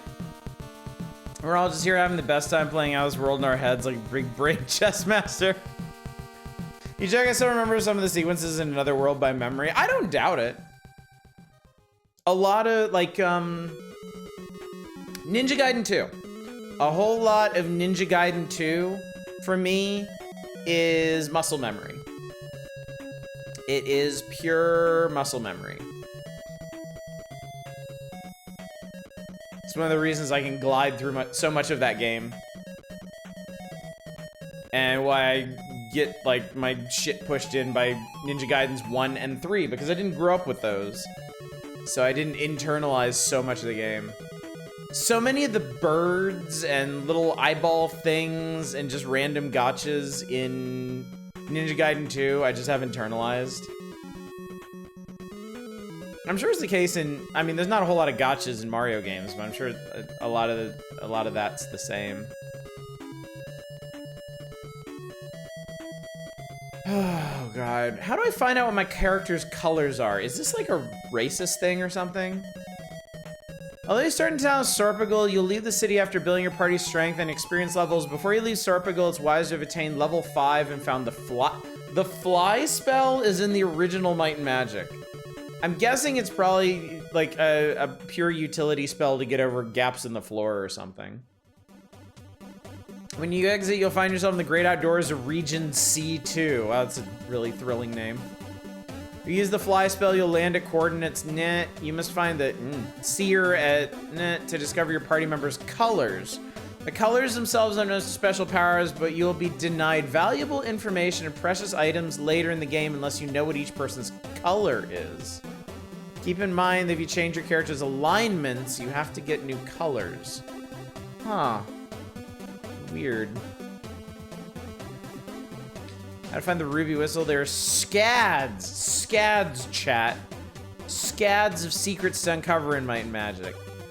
Though visiting some areas and finding some items in the game is optional, obtaining the ruby whistle is important. You won't be able to enter the stronghold under the enchanted forest without it.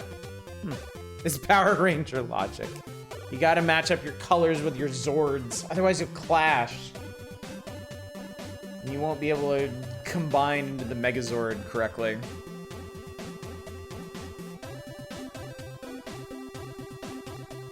Hey, look, Chaos. I'll have like a leg sticking out of his head, arms hanging out of his ass. Just look at the major color each character wears. I need the old man to help me. Which one? What the hell are they talking about? We'll get to that. We'll get to that. I'm going to read almost every word on this page in the interests of murdering time. They'll all want to form the head. That actually would have been kind of cool if the Megazord was just a giant head.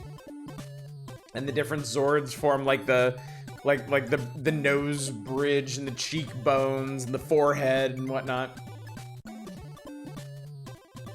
Find out you have to piece together the clues the Astral Brothers give you. First go to Portsmouth and find Zam. Be advised that Portsmouth is a city of women, so male party members must be very careful. What? Next go to the town of Algery and locate Astral Brothers Zam. When you combine the two clues, you come with a location, region C1. So wait, Might and Magic has a whole coordinate system that I never actually got into? Like, characters actually give you coordinates to check up on? It's an MC Frontalot reference. When you use an item, it can awaken sleeping party members, also lets you gain entrance to mysterious levels of stronghold under the enchanted forest. So you talk to a lord and begin another quest before you find the whistle. You must repeat these steps to make it appear. Oh, yes. I know I've seen versions of Dragon Lair with visual assist, usually in the multicades, but weren't these their visions without the visual? Oh, yeah. The original releases of Dragon's Lair had no visual aids whatsoever. The one in my arcade, when I was a kid, did not have the little flashing yellow lights or anything. You just get wrecked. Constantly, forever. I never, for the years and years and years I went to that video arcade, I never saw anyone get past the opening sequence. Ever.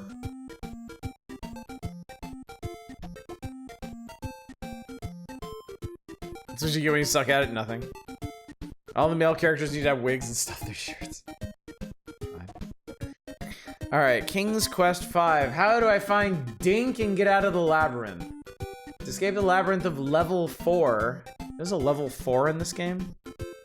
Yeah, I never saw anyone beat the drawbridge sequence. Really. Really, really.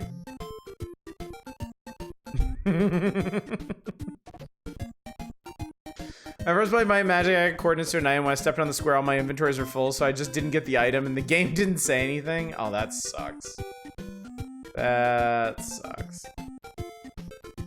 I must find the maze monster Dink. He's not so bad, he won't hurt you if you stay far enough away, and he has a fondness for music. You can either try to track him down or use a tambourine and let him find you. When you play a tambourine, he'll run up and take it from you. In return, he'll give you a hairpin. Sounds like a lousy trade. The pin is your key out of the maze. Find the wooden door that leads to the labyrinth. The interior of Mordak's castle. Use a hairpin to pick the lock. Oh, so that's like late game. I don't remember the labyrinth at all. All right, how do I get the old man to help me? This whole bastard. The old man in Area 3 won't help you until you have the conch shell, which you must retrieve from Harpy Island. When you first arrive there, you and Cedric will be captured by the harpies. Pick up the shell and use the harp on yourself to avoid being eaten by the harpies. When you return to the old man's house and use the conch, it'll help you by healing Cedric and summoning the pearl. Jackal music. It's jackal music. Jackal. Labyrinth opens up the final. Oh, okay. Yeah, because when I had King's Quest V on PC, I had the CD version, and I remember I got to Mordek's Castle, but I was soft locked. I'd missed something in the game that prevented me from beating it, but I did get that far, which as a child I was pretty proud of. Oh god. You know what, chat? There's no sense in delaying it any further. Let's just do this. Let's just do this and power through it. Because maybe our salvation lies within. Or maybe it just lies in a couple pages, and maybe we'll get there or not. Remember being the penultimate boss in Phantasy Star 1 and getting soft lock? Oh Jesus, really? Yikes. To me, like that feels like, I don't know, maybe because it was something that happens so often in like old Sierra games and stuff. But I feel like it's much easier to accept being soft locked in a point and click adventure than in a role-playing game. It's very preventable. I didn't think to. I got myself soft locked in Final Fantasy, the first Final Fantasy Legend, the original Saga game. There is a way to soft lock yourself at the very end of the game, and I did that once, and oh my god, I was pissed. All right, Mega Man 5 soundtrack.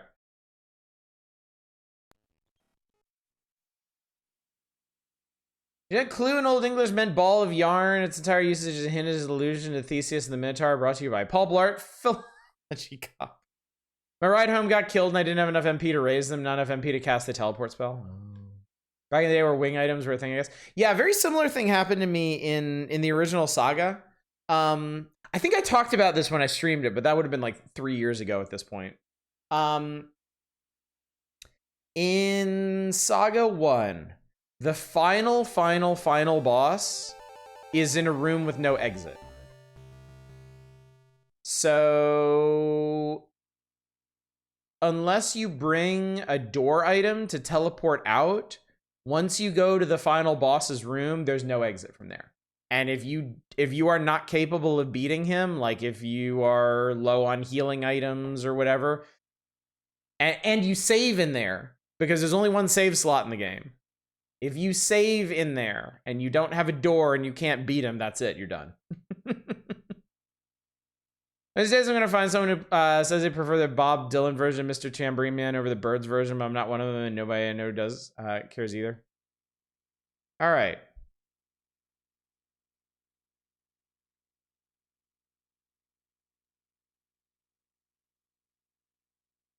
Is there supposed to be an alligator here that eats me or something?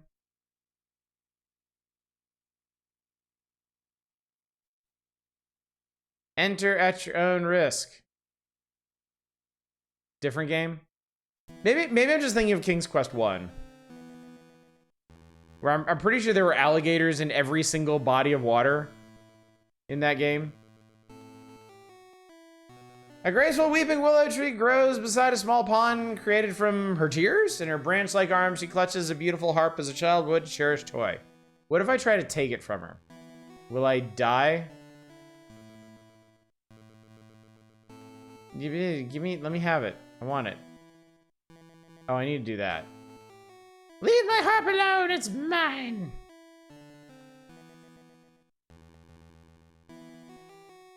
I'll talk to your face. Is it VGA or EGA? Miss Willow? Yes? You can talk? Why, of course I can. What did you expect? Well, I've never seen a talking tree before. What's wrong? Everything's wrong. Can't you tell? I'm not really a tree. I'm really a princess. You see, my fiance and I were walking through these woods when a nasty old witch came along and I instantly charmed by my handsome prince. When he naturally refused her advances, she jealously banished him to a faraway land and turned me into a tree. Then she stole my heart. Stole your heart? This is the version where Graham looks like he works at an ice creamery. Light on fire, taken from his charred remains. You didn't die, you didn't instantly die the frame you hit that 1 pixel water. What kind of serious game is this? It's PPU. Nintendo named the graphics chip after Smelly Tom. Yeah, she turned my heart to gold and took it away with her. The only way I can become human again is to have my heart put back in this hole here. Wow, she just showed me her whole chat. Now all I have to cheer me up is my harp. It's quite magical, you know. It plays the sweetest music you've ever heard. Now please leave me alone in my sorrow. Okay, bye. Jesus.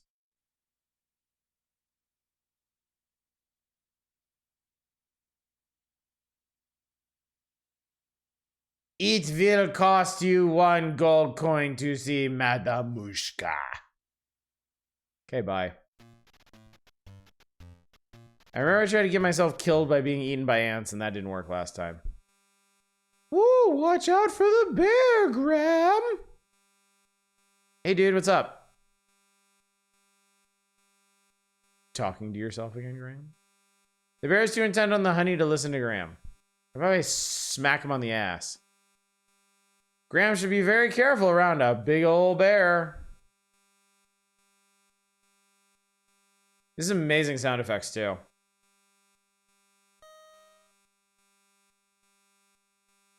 Can I poke him? This is my inventory. I do not understand how the goddamn interface works in this game.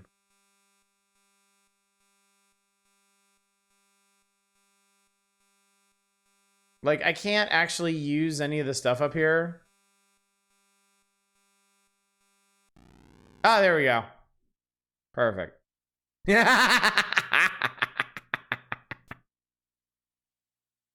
Shouldn't feed the bears, Graham. Oh, Lord in heaven.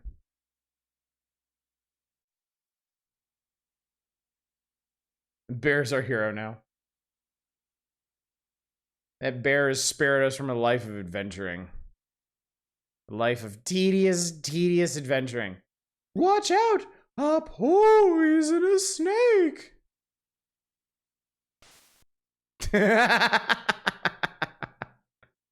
Watch out for those critters, Graham. Avoid King's Quest with password saves. If we ever did want to do like King's Quest 5, I would 100% do the PC version. It's got magnificent voice acting. I don't think I can die if I go in there.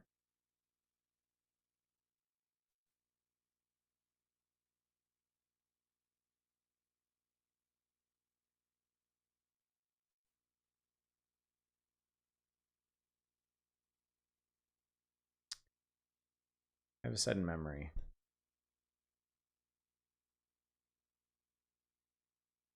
Carefully, Graham searches through the haystack but doesn't see anything of importance. There's a needle in there that you need, if I remember correctly.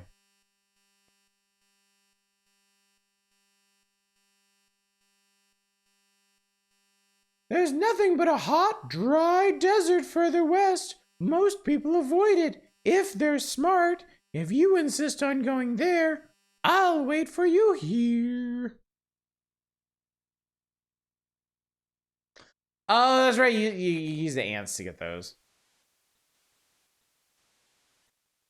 I really like the little ant song. Hey, sweet.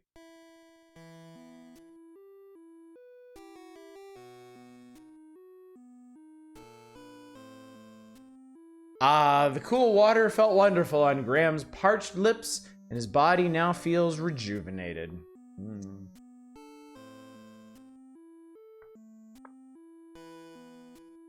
I don't know why I'm so thirsty today, chat, but I'm so thirsty today. I am thirsting. All right. Back to the interminable desert. Well, now I'm thirsty. As inside the most powerful weapon in Castlevania Dawn of Sorrow is a vacuum cleaner. I think I actually remember the one you're talking about. The hot sun and choking sands are taking their toll on Graham. He must drink soon. I think that means you have one screen until you die.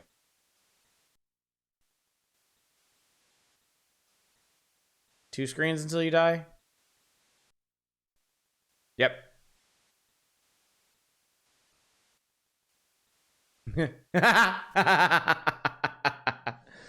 Too late! Graham collapses in the hot desert sun. If only he could have found an oasis or had gone back to the one he found earlier. All right. All right. I say we've done it, chat. I say we've done it. All right.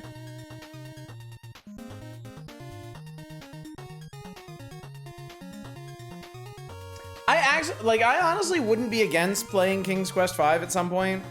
But yeah, it would have to be the PC version. The NES version is cack. It is bad. It is poop. All right, I'm turning the page, chat.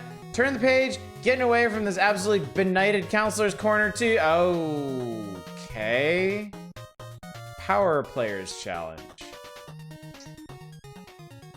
It feels kind of early in the magazine for this, but I guess not. Okay, challenges for this month are Legend of Zelda: Link to the Past. Can you complete the game in under 10 lives? Yeah. Super Mario Kart, how fast can you complete Mario Circuit 1 in time trial mode? F-Zero was the fastest time you get on Mute City 1. On Game Boy, they got Yoshi, what's the highest game score you can get when playing Game A? Track and Field, how high of a score can you get in the competition mode? And Pac-Man? It's the highest score you can munch in this class. Oh, I guess Game Boy Pac-Man wasn't so long ago. King's Quest V is a good game. It's not the most obtuse King's Quest game. I also have the benefit of having played it before, so it wouldn't be that bad. Tetris on NES was the highest score you can get when you play Game A. NES Open Tournament Golf was the lowest score you can get on the Japan course. And Kickle, Cubicle. What is the highest score you can get in this puzzler?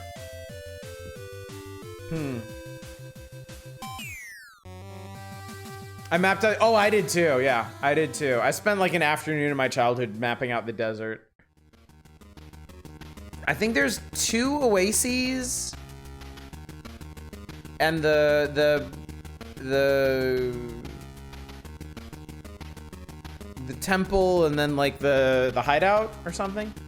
Oh, is there 4? That was a long time ago.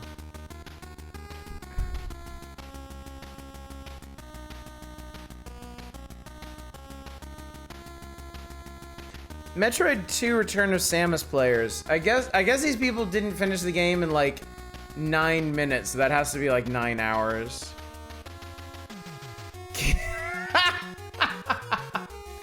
King's Quest is just out of this world without the time pressure. Oh my god. Remember find the screen of the random shoe on her? Oh yeah, I was hoping I would see the cat and the mouse. The random, hope you didn't stumble across this too soon or you lose. These are mostly good games, so I guess nobody wants you to play them. I guess so. I'll give people another couple minutes in case they wanna pluck one of these out of here, or maybe they realize what's next. Maybe they realize what's coming up next, and they just want to get to that. But either way, I'll give people a bit more of a chance. I mean, it's not even 11 o'clock yet. The night is young, but I am not.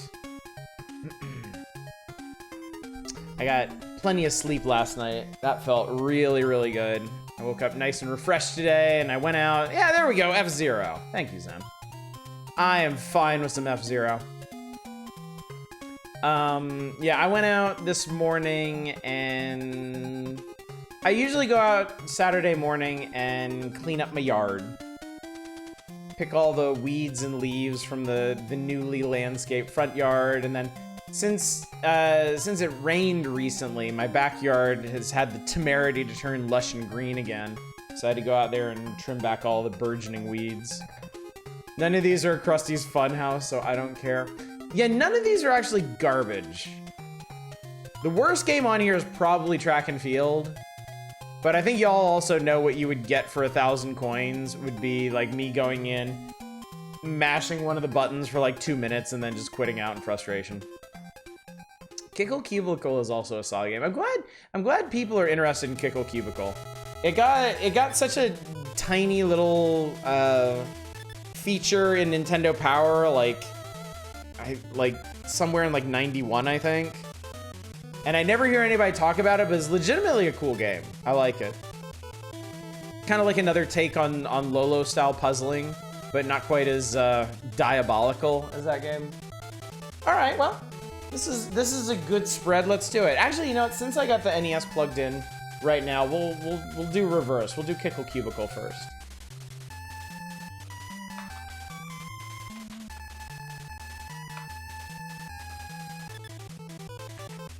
I mean, if I can fucking spell, Jesus.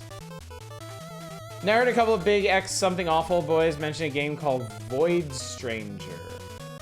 Void Stranger. I've heard of that. And that it's good. What is that? Hang on. I'm gonna look this up. Sokoban. Oh, yeah. I actually wanted to check this out. Yeah, that looks good, actually. Maybe we'll do that for Friday or something. I would like to give that a try. It's made by the Zero Ranger guys. I'm sure it's a very interesting game. Zero Ranger is a really interesting game. Zero Ranger is a really, really solid shmup, but it has some really interesting like story stuff in it. That I wish I was good enough to more fully explore. You're playing it right now? Oh yeah, you were talking about it last night or the night before, weren't you, Satellite?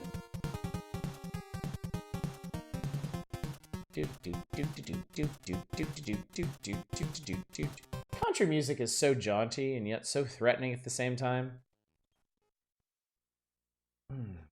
Irem. What's the most notable game that Irem ever put out? Like, they really aren't in my vocabulary as far as old game publishers go. Irem, Urem, we all rem. Zero Ranger's TLB had to be beaten in one go or deletes your save.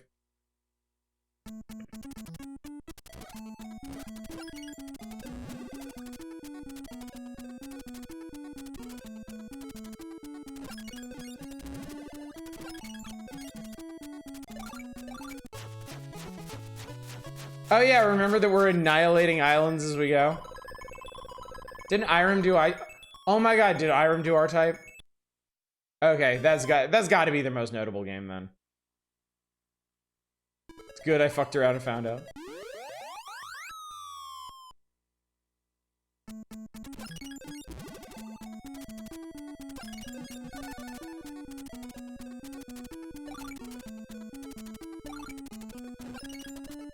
All these popsicles, goddammit. I just murdered that man.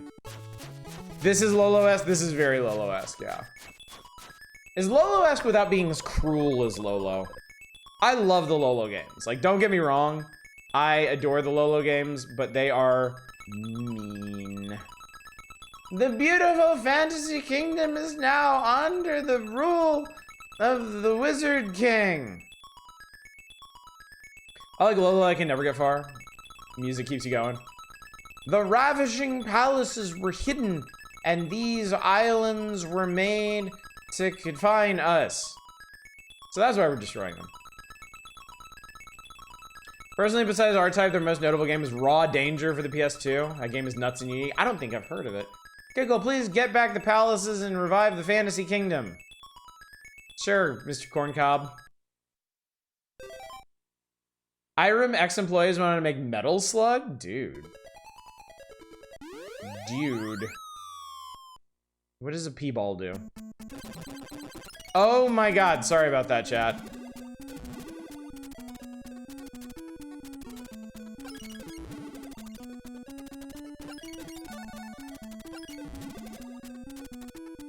Raw Dangerous Disaster Report 2, if that means anything. Oh, it does.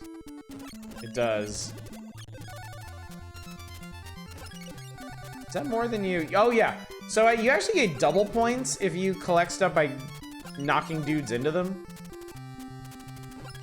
Danger ends in anger, but they don't rhyme because English.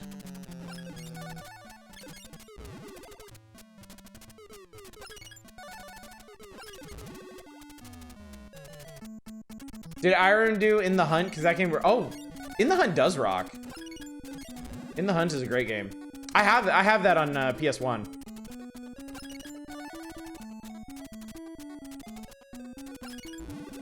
When Iron Chairman started a company that became in the what? Right up in there, dude. Right up in there. No, In the Hunt is amazing. In the Hunt is like, what if we took the aesthetics of Metal Slug and made a cool ass submarine shmup? It is so good. Fuck my eyes.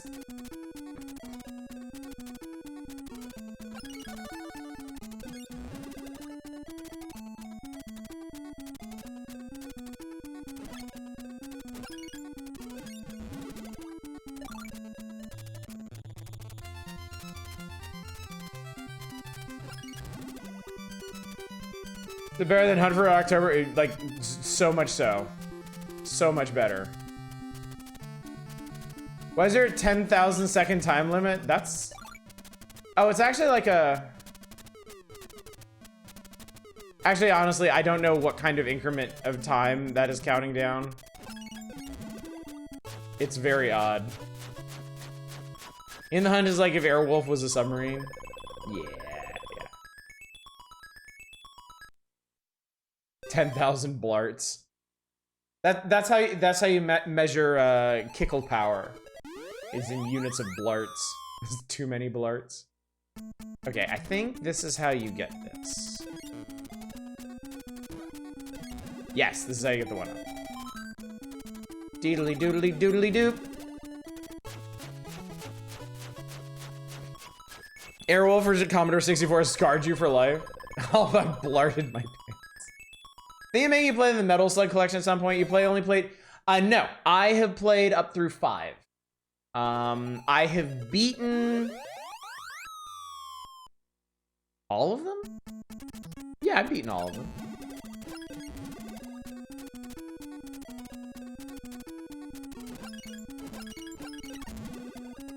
Wow, I just murdered that chicken.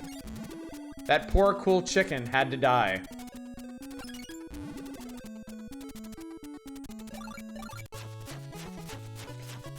Aero over 664 is hard, also glitched out because it's a PAL game running on NTSC, but I used to play it all the time anyway.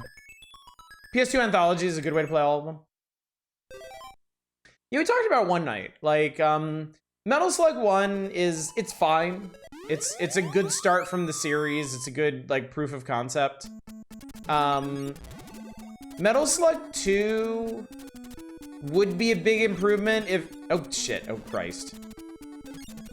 Okay, so I can freeze him, but I can't kick him. Metal Slug 2 would be a pretty big improvement over Metal Slug 1 if Metal Slug X didn't exist.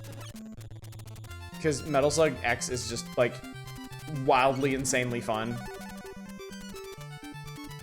And then 3, I think, is the best. I think the best out of all of them is 3.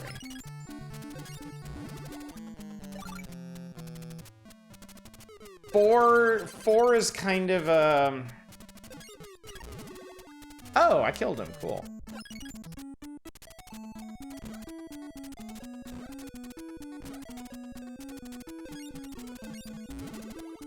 Four is kind of a huge step back in a lot of ways.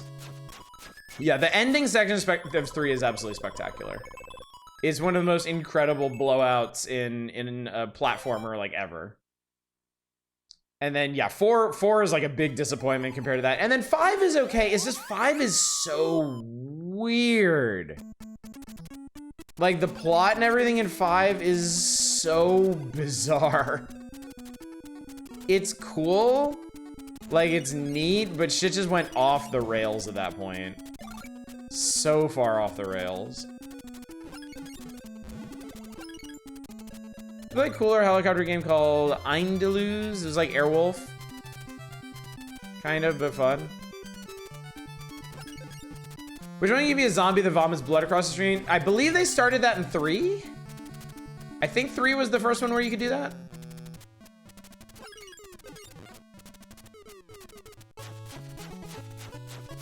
I remember the Neo Geo Pocket Color Metal Slugs being surprisingly okay.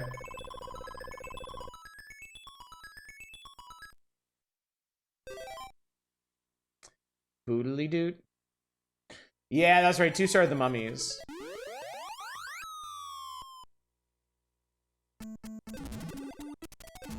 Chicken! Wow, I just shattered him. He doesn't exist anymore. Then the GBA one, honestly, ain't bad. The GBA one is weird, though, because it has a health bar. I messed with it a little bit. It's okay, but it feels like a very different style of game, honestly.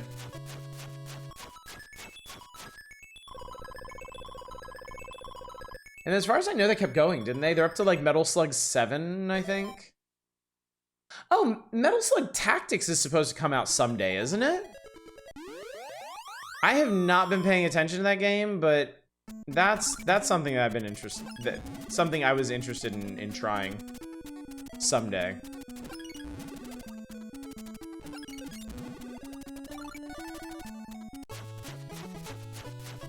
There's a weird PS2 3D one that I'm mildly curious about in a why does this exist way. You know what? Doing a Metal Slug marathon could actually be really fun. I have played a bunch of them before, but that just means it's more likely that I'd actually be able to get through them. And it might be interesting to play like the entire like spread of Metal Slug games.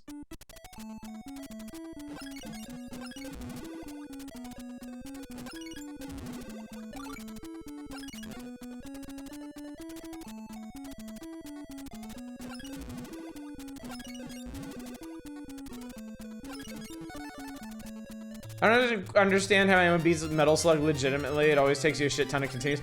I mean, isn't that the case for everybody? I mean, eventually, I know myself. Eventually, you do get to the point where you internalize some of the boss patterns and stuff so much that like you can get through them without getting constantly murdered. But yeah, like Metal Slug 3 in particular, like as amazing as it is, that the ending sequence is just ham. It's just ridiculous. And yeah, I don't know how you do that like hitless or whatever. First time I thought that the games were just more than good looking and were actually amazing was the first time I triggered large mode from eating too many food items. Whoa, big.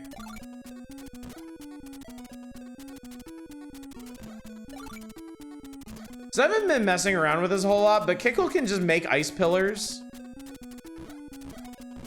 He can't kick them or anything, but he can use them to block stuff or unblock stuff as needed.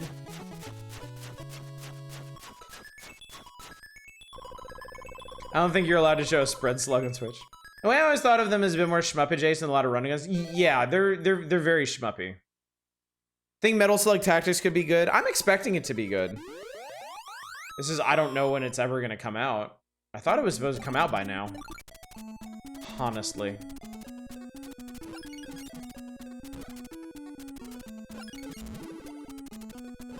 Okay, so these are...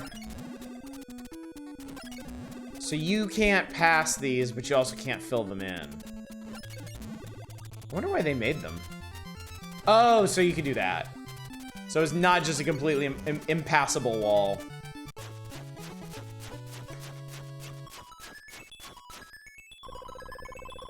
Blah, blah, blah, blah, blah, blah, blah, blah, blah, blah. Man, we are annihilating Garden Land. Get fucked, Garden Land.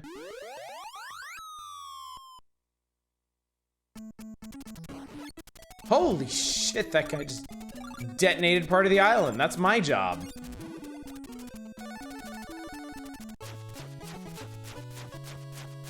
All the Metal Slug games just have so much flavor. They really do. They really do. And actually a fair bit of story being told as well with like zero dialogue. which is always entertaining. It's funny to see what Morden's up to in each of the games and like who ends up betraying him and stuff.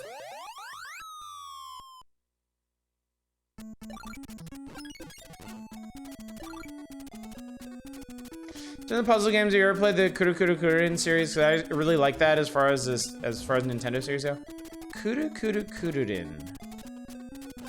Is that the one where you play? Didn't we try that during like GBA night or something? Is that the one where you play as like the spinning bar?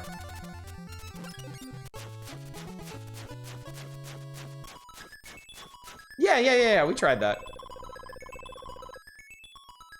This is interesting. Felt more akin to like something you'd see on a Flash site than like a full release, but yeah.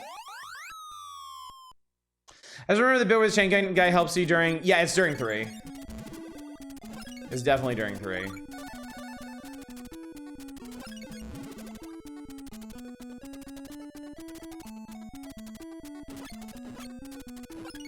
Well, shit, I screwed that all up. Oh God, Kickle. What's up, Tradon? Looking at a spinning bar of spikes maze at the moment and laughing at the cutesy kudu. Yeah, this honestly, the story stuff in Metal Slug is pretty cool. Cause that guy's supposed to be like a Schwarzenegger analog. And like he starts as like this like your nemesis in one of the earlier Metal Slug games. But then during the plot events of Metal Slug 3, you end up like teaming up. Damn, 3 is so good.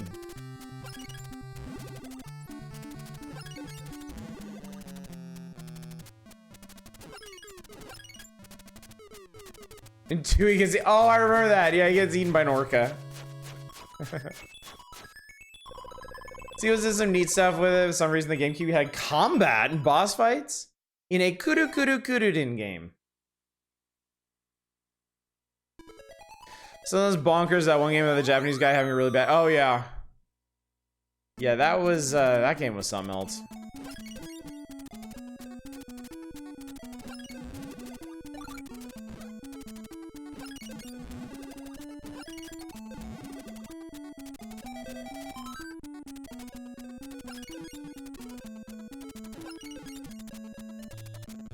Touch Boggins loves at the end of the bar and punch shit. That's really funny. That's honestly really funny.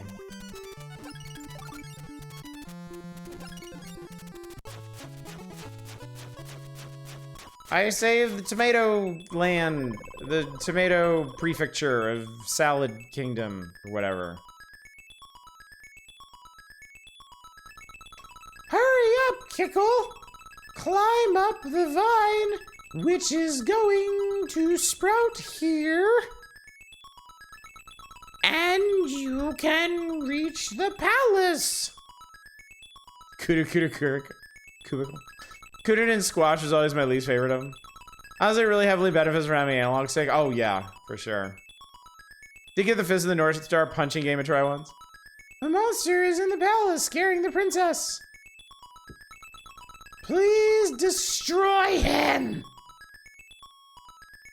Please, Kickle, make him bleed.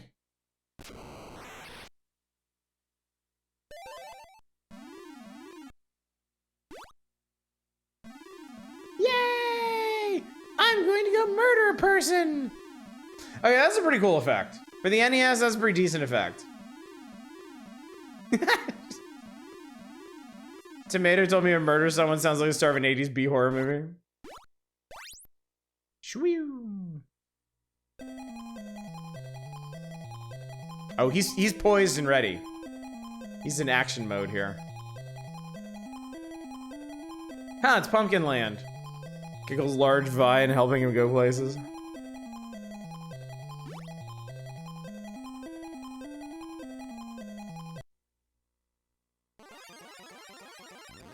It's a chicken! It's Coke! Coke the chicken, hee hee, welcome Kickle. I have been waiting for you. That's right, Kickle goes in the square hole. I'm sorry, is this supposed to be music that's assaulting my ears right now? Seems like a pretty legit good game. No, it is. It is. We streamed this a couple times. I like this game. I like this game quite a bit.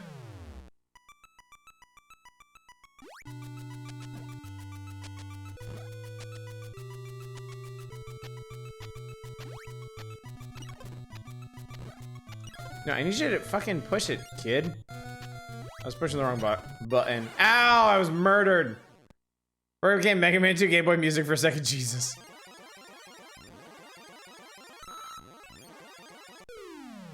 Pew.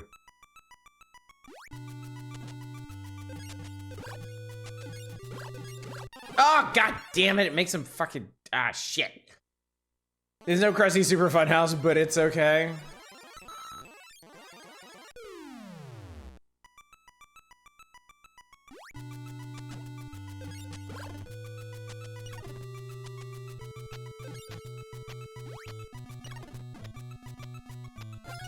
Yeah.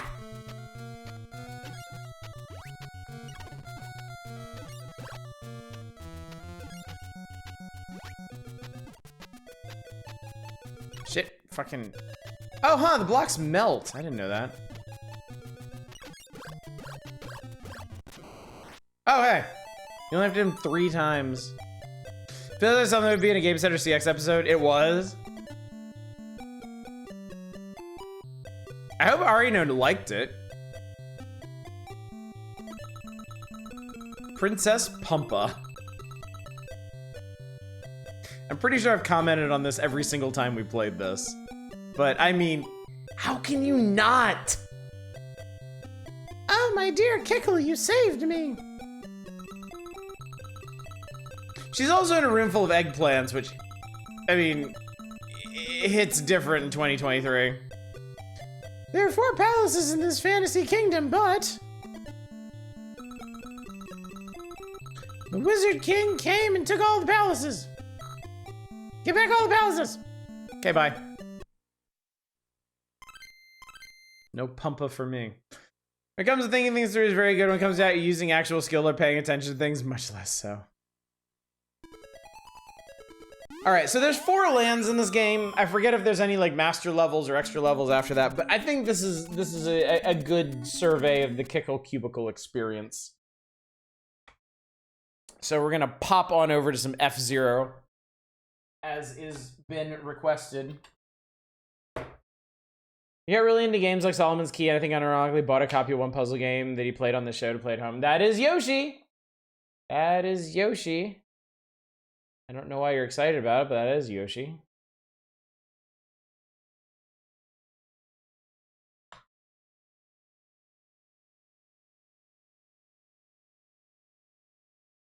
I don't know why I'm excited about it either.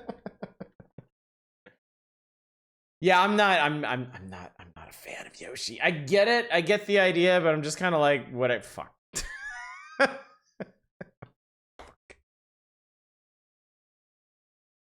Oh my god, really? Really? All right, I'm Grand Prixon. I'm gonna be the gold guy. Fuck it.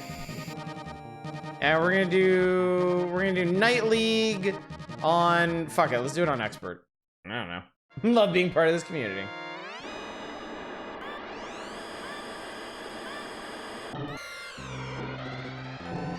Oh, that's, okay. Aha, that's the button I wanted.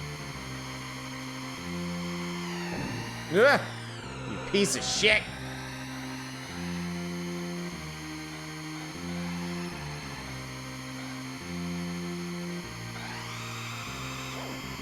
Da, na, na, na, na, na, na, na, na. Oh, Lord, dude.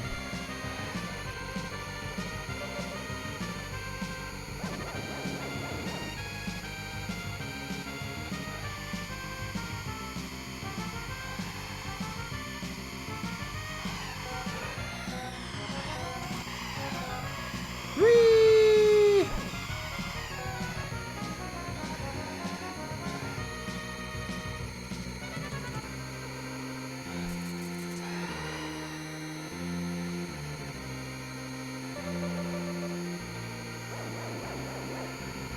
Na, na, na, na, na.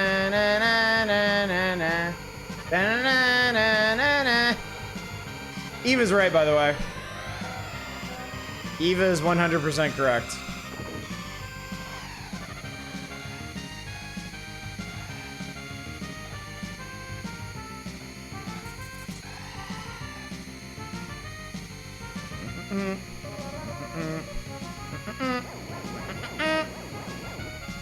No one should ever have to do that. Can you delete what? Can you delete some of the F's in the title so it's hexadecimal code? Sure.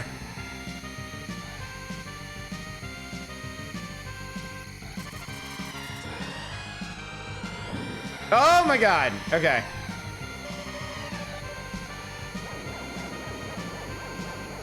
Well, I think it's mathematically impossible for me to catch up to Captain Falcon, so I think we're just gonna have to settle for second here.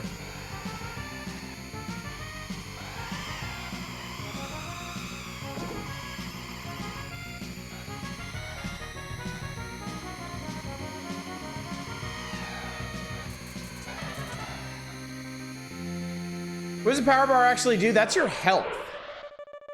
Every time you run into a wall or a hazard or something, that goes down. If it hits 0, you die. Your death is assured. Dave, have you never played F-Zero?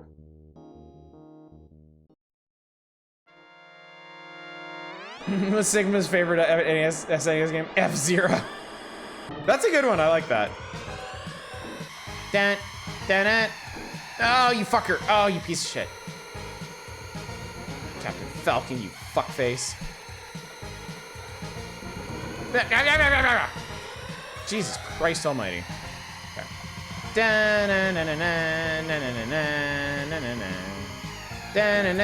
No, you god fucking asshole.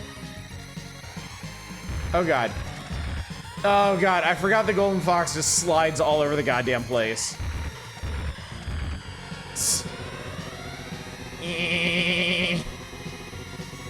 Things falling apart.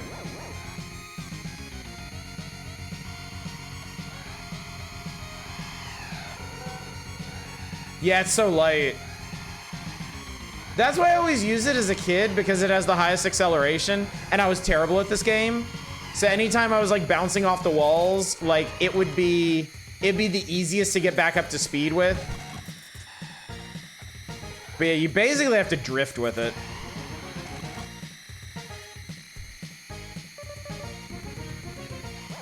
Replay the first Star Fox today is still legit fun. It's a neat game. It's a very neat game.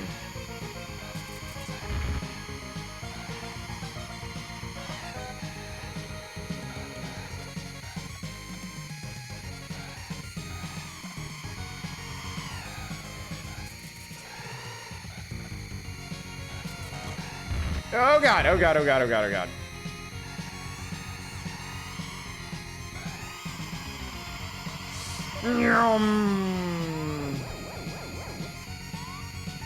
I know, shut up, shut up, shut up.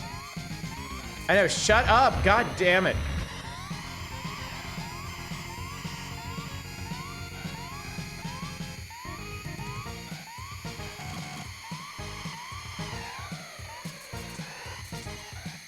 Oh my god, I completely forgot how obnoxious that is. Ah!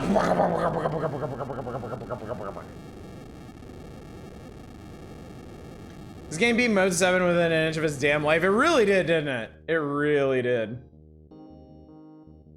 I know, people tend to have mixed opinions on what Star Fox became post-64. I actually kind of liked Adventures in Assault. There we go. That was a much better start than I'm inevitably gonna lose.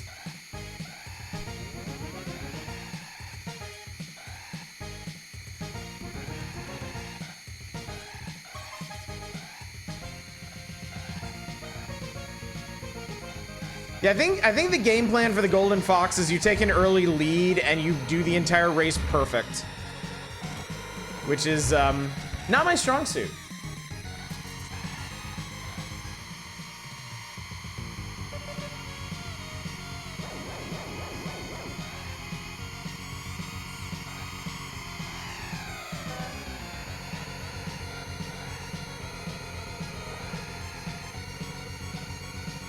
Dr. Stewart's skills issue. Wow, holy shit. Pico just got stuffed by that guy. Didn't expect that. Ah, man, I am terrible at taking that curve. I just cannot figure it out. Wasn't much better at that one. Whoa! Go slower? No.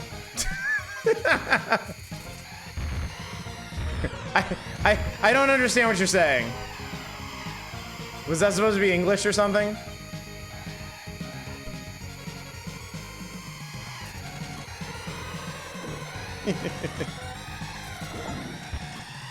Oh god, power down, power down! Adventures actually isn't bad, has some weird holes in its plot, but Rare can make games with excellent ambiance. Zelda lets them flex the hell out of that. Strong lead and then perfections would cause me to quit multiple racing games. Actually, let me try something. I'm curious. I'm curious about something. Do you have to race like that if you use the Fire Stingray? Yeah, drift like you're playing SRB2K, aka drift about 5 miles before you actually get to the curve. It's better if you take the corner from the outside rather than hugging the curb like a magnet. Is it?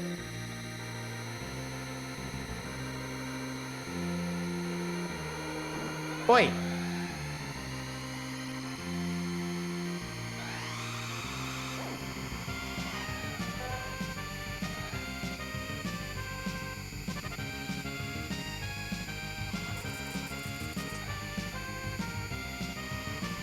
Okay. So taking turns wider is better.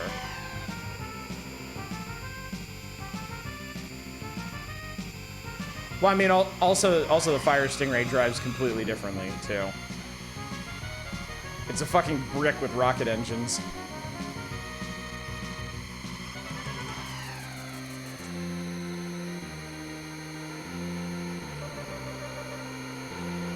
Oi!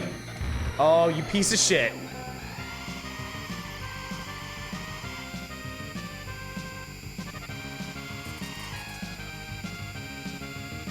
Why does Barry gives you time to actually turn instead of forcing you to shoot from the inside to the outside because you can't turn sharp enough? Okay.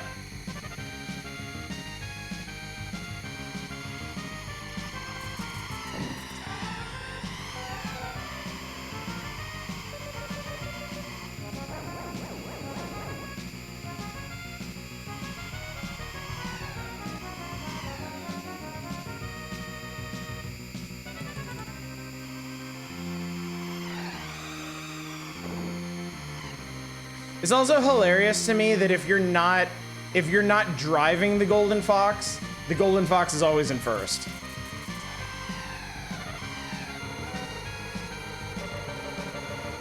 Because the AI will drive it better than you ever can. What brands do you want in your car? Dr. Scholl's odor eaters, please. Ow. Whee! Whee!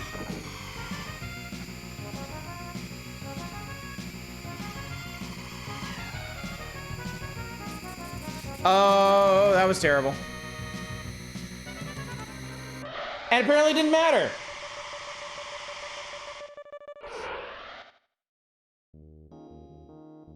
So no, you don't have to drive perfectly if you drive the Fire Stingray. You can kind of do whatever the hell you want. It only has one brand, Bubsy.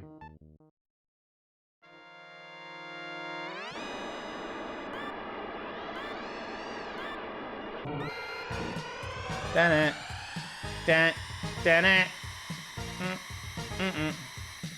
Bubsy, gotta go fast? What could possibly go wrong?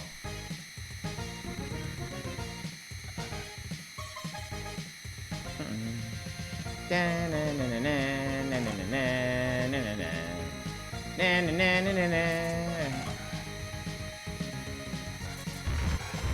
that's terrible. Oi, don't touch me. Anytime I see a Mode 7 game, I always think of Hyperzone, which we actually played on the Power Hours. We did, didn't we? We did indeed.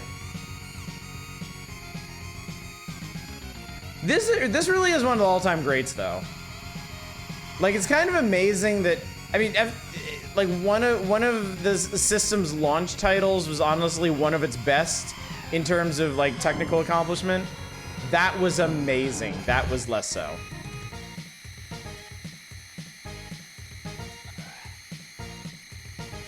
God, the Fire Stingray is so heavy, it just doesn't matter.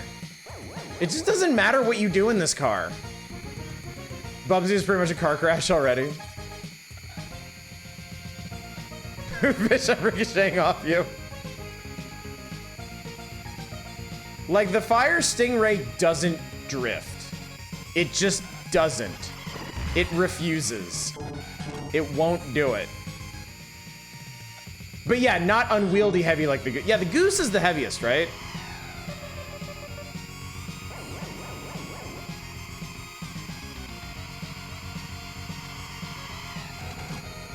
Yeah, I guess if there's one real complaint about OG F-Zero, it's the balance of the cars, because there's one correct answer, and that's basically it.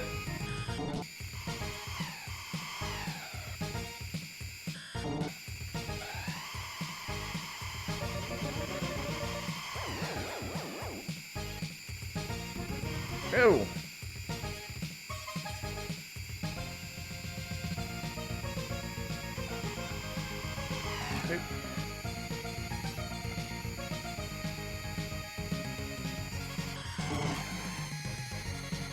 Stingray and Falcon are probably the correct answer.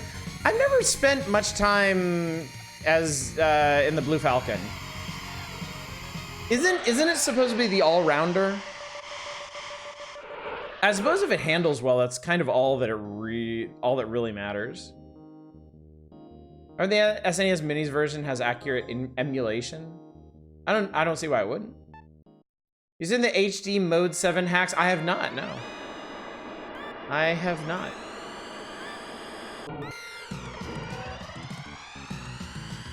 All-rounder with solid handling, decent enough speed. Okay. Maybe the next time we stream F-Zero, because I have no doubt there's gonna be a next time, remind me and I'll try the Blue Falcon. Because I don't think I've, like, as a kid, I always used the Golden Fox. And then I know on previous streams I fucked around and driven as the Goose. Actually, maybe one night, did we beat one of the leagues on beginner as the Blue Falcon, I think. I just don't remember the experience.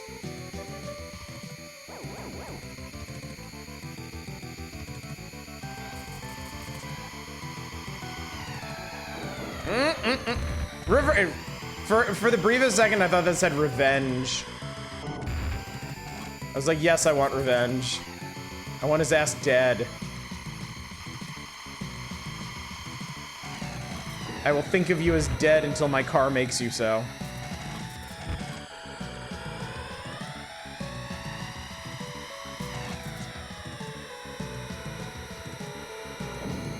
Thank you.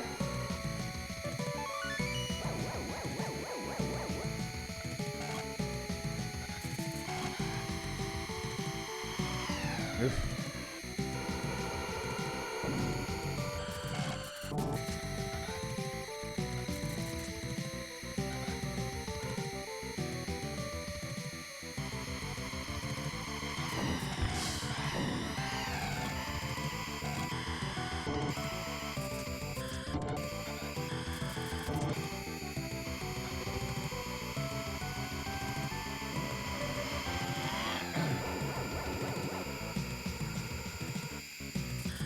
Shit.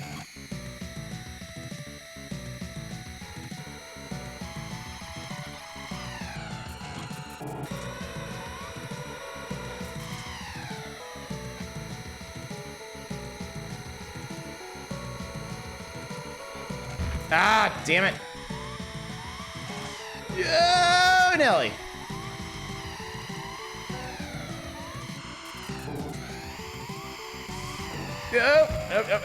It's fine, it's fine, it's fine. I got it. I got it.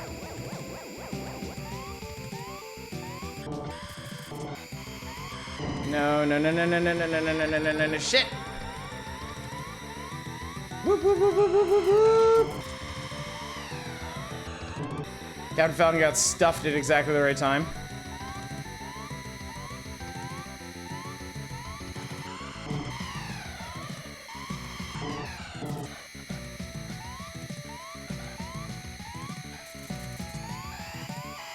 Come on, come on, come on, come on, come on, come on! Nah, I'm not gonna catch him. That's fine.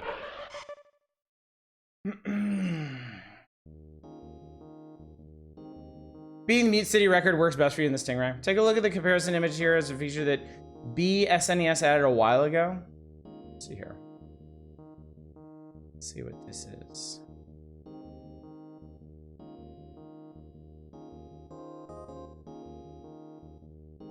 Oh, wow.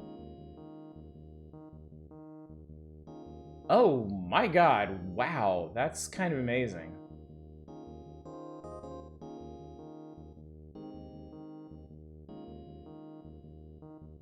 It's funny, it's actually kind of the least impactful with F-Zero, because F-Zero is supposed to look so crunchy and weird anyway. But like, Pilot Wings is infinitely more readable, like Mario Kart looks so much cleaner. That's really interesting. I think you're able to get 157 something in the Stingray, nice. Nice.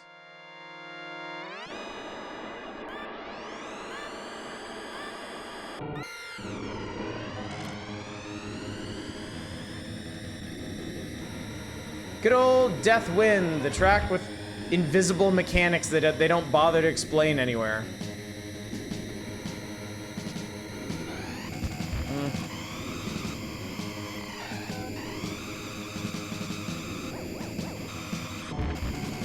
I hate this one if you couldn't guess.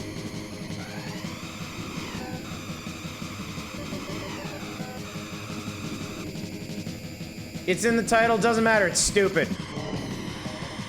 It could have been a metaphor.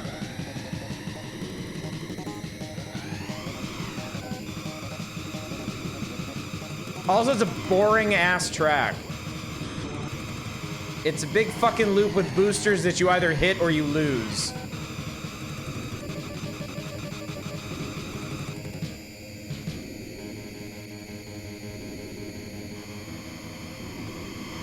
Ow. Fuck, see? Suppose I can keep up with this.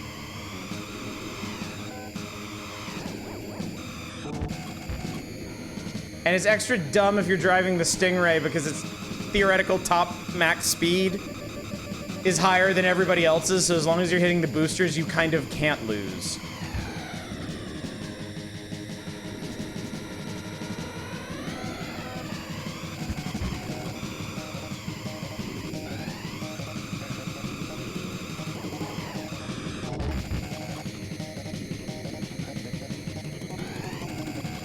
Come on. Yeah, not hitting the walls helps too.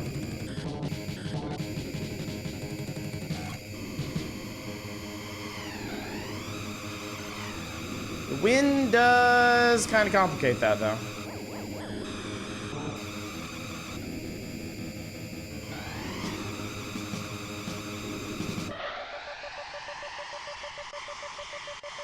Fascinating to see. It's funny though, because somehow smoothing it out while making it a hell of a lot more readable also kind of removes the SNES crunch charm modes having. Also true, because you're so used to seeing like that, the weird like twisted pixelatedness of it. Hit booster, don't hit walls. There's so many things to remember. So many things to remember.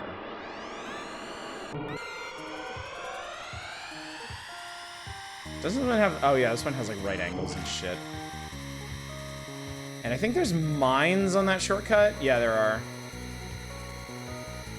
I wonder if I can do that.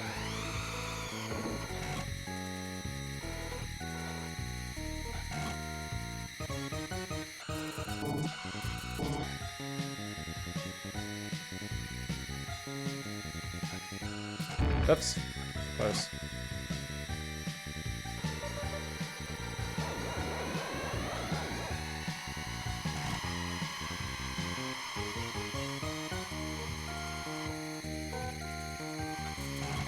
There we go.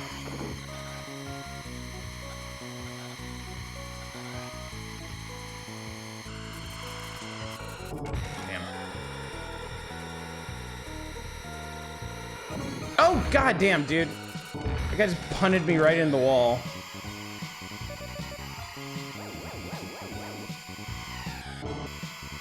Shit.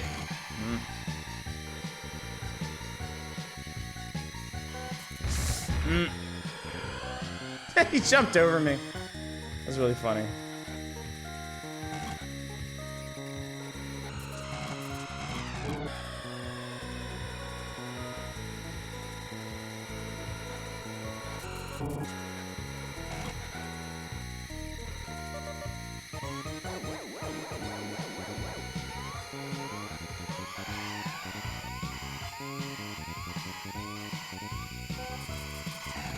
I mean, okay, that works.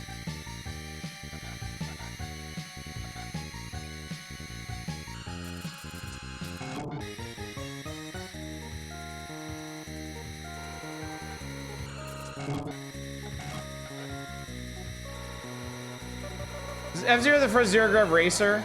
I feel like there's probably one on the PC. Probably. Oh god.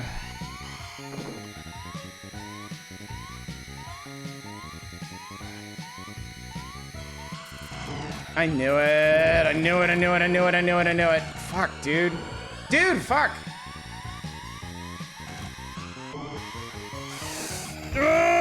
God damn it. Mo.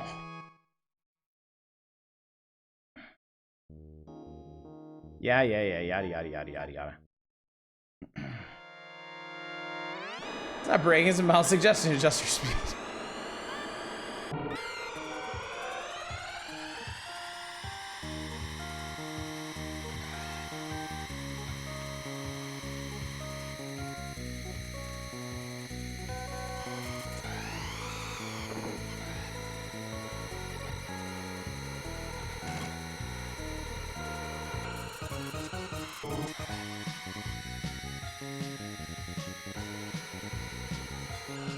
Shit. Ah! God damn it.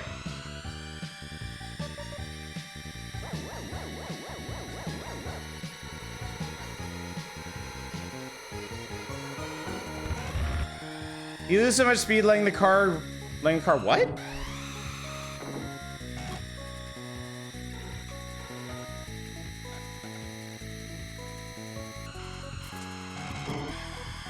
That what? What are you talking about?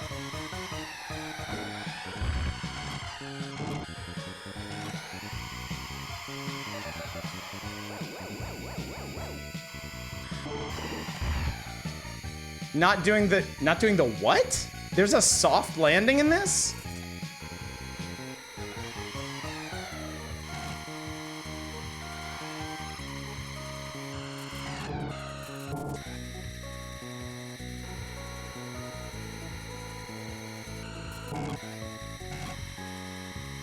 You can hold down while landing for a soft landing.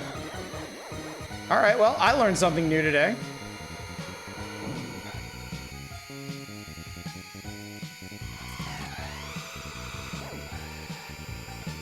Like that? Jesus, I guess like that, because I went through there way faster than I normally do. You gotta remember, I didn't own this game as a kid, so oh my god, what the fuck just happened? I didn't own this game as a kid, so I didn't have the instruction manual, so if that's something they bothered to explain there, I didn't know it.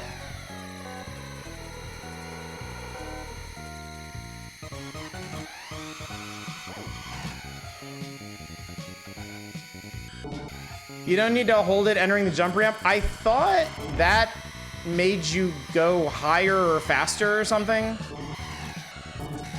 I thought Nintendo Power told me to do that at some point.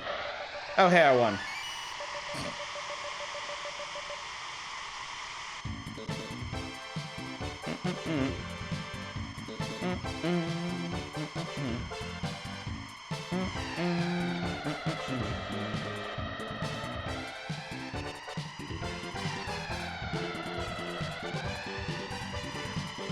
It does land as two parts to it, the ramp and the landing, 2 different points to hold it down.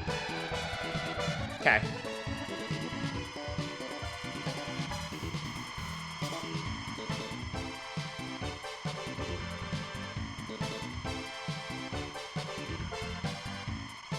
Well, cool. I actually beat Night League on Expert. I don't think we've done that before.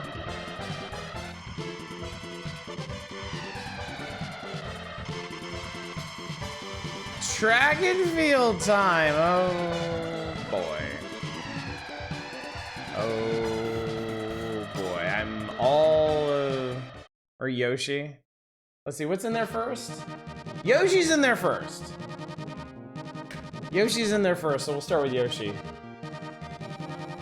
I think. All right, let me put this back on. And I guess this will be the end of the evening. This is what we'll end on. So hilariously, the thing that I put in the stream title, we're not even gonna get to tonight. It's not my fault. I absolve myself of all blame for this. You wish Yoshi was the end?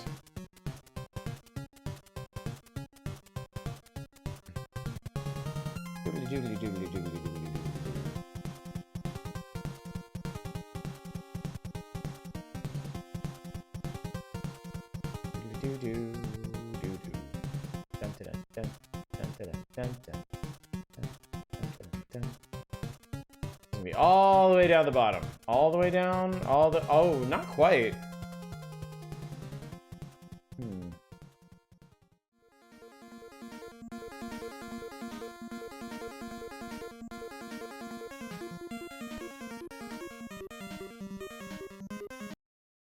The hell is the Cryon Conquest? Looks like some weird never-ending story shit. You didn't know there was a DuckTales 2 until last week? Oh, buddy. We could have played it tonight. Now it's gotta wait until Thursday. Funny that. I don't even remember if we did... if we've tried B-type, but whatever.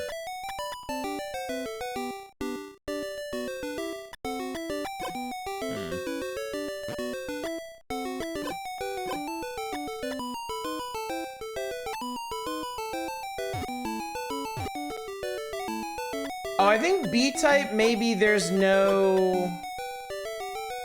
There's no Yoshi. A game called Yoshi that doesn't star Yoshi? I mean, it stars him in as much as Mario is the star of Dr. Mario.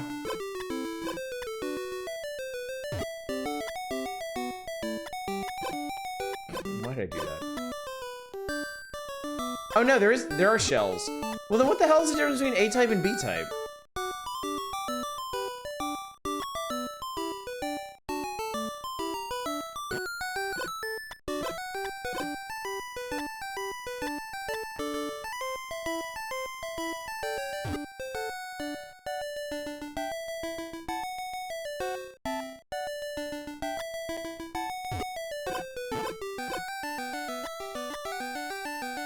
Oh, I can push down to make him speed up. Okay, great, let's do that.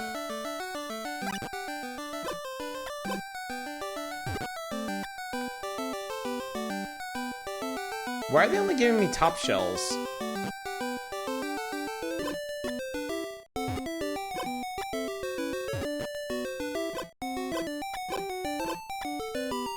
Are you, are you doing the soft landing?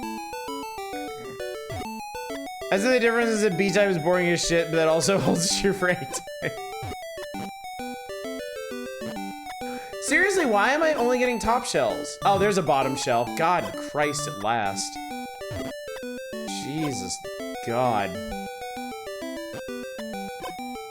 thought this shit was never gonna end.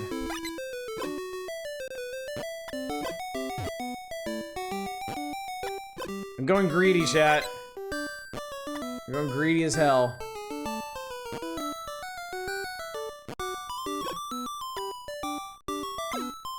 Look, Micro Yoshi.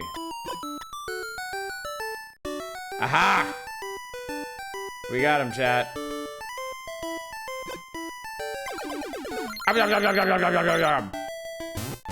Boom! Look at that big ass Yoshi. Big chungus Yoshi.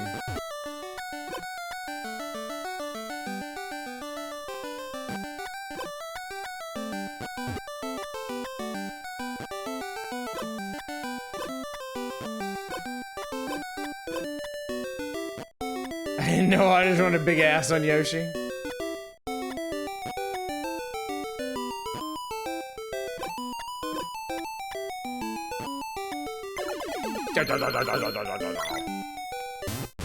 Bunko!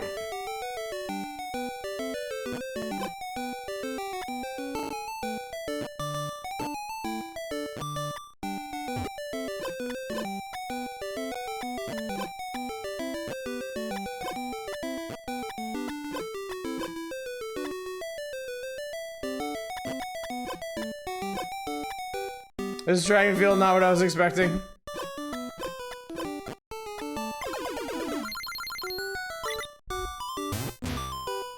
I think B-type, you're just racking up as many Yoshis as possible.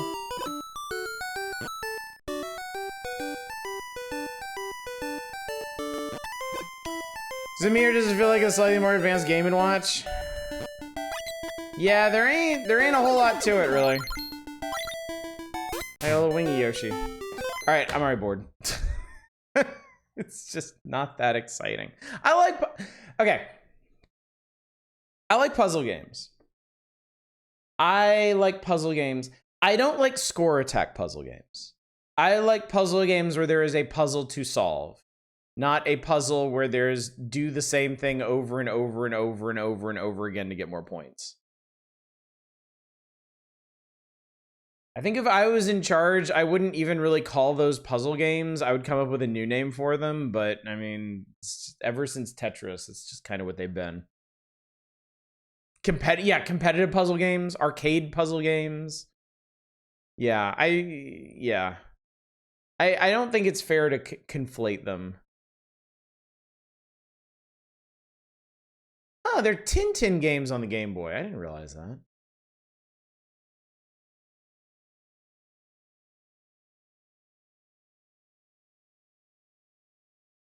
Jesus Christ, I saw a set of games called Trump Boy, and I started sweating for a second until I realized it's probably just like, it might be like the casino, kind of like Casino Kid or something. All right, chat, last game of the evening.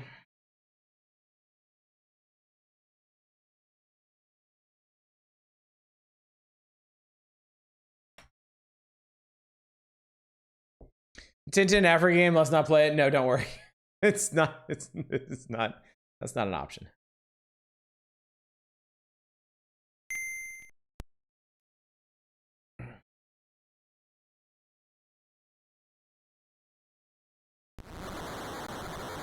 Yay! We fucking hate ourselves! Yay! We can't wait to watch you suffer! Give me one event.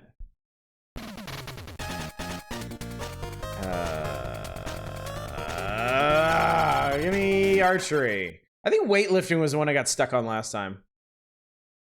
I was determined to do well in it. Okay, A, B, draws, angle.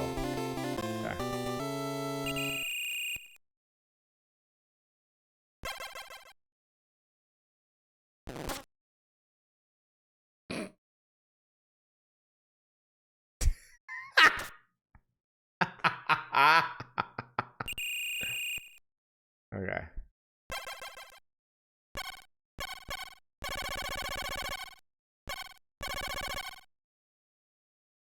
Oh, that's, oh God, that's, oh, you're, okay.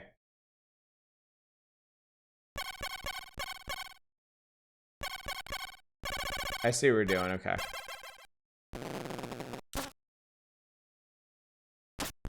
I hit it, chat. I hit the board. That was an accomplishment.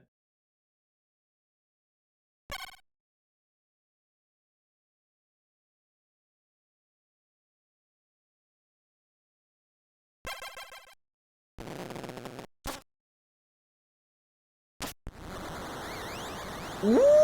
That was pretty spicy, chat. That one was pretty spicy.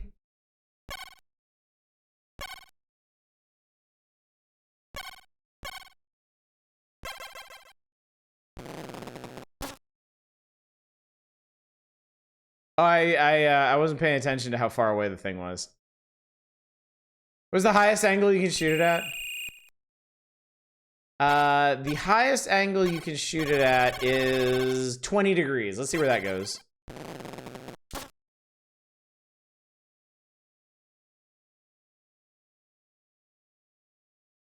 Just missed it. All right. What happens if you do the inverse of those? Congrats, you killed someone. Not quite. You need a little bit more adjustment. The vertical angle was okay. This, I don't hate this event. I actually found an event in here that I don't hate. I would like to continue.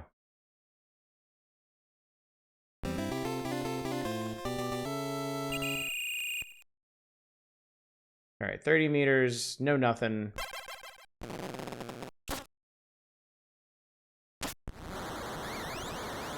Almost a bullseye.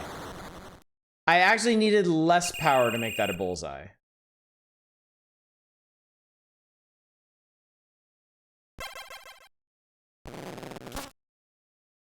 Okay, you need more power than that, apparently. Well, I guess with less power, the wind affects it more.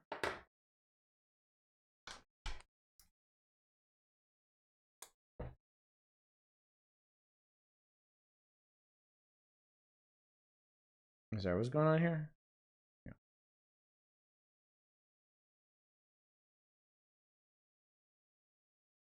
Hang on, I think I broke it. Hang on, let me restart it and make sure everything's working here. Okay, yeah, it's working. Okay. Just a moment. Is this event like solvable? It might be. It might actually be. We might have found an event in this stupid game that's actually playable. Never thought it could happen to me.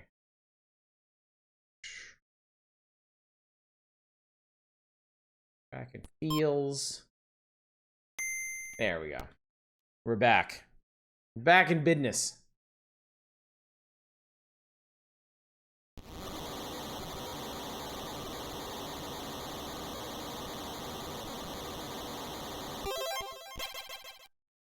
Give me that archery. Give me that archery. I want it. I need it. Turn a button mash B in while the arrow flies makes straighter. That would be awful. Okay, so hang on. So, all right, a little bit. Okay.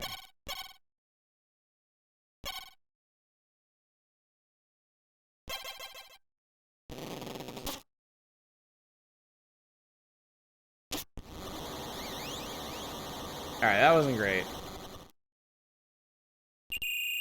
Oh man, the wind's blowing really hard that way. Let's try this.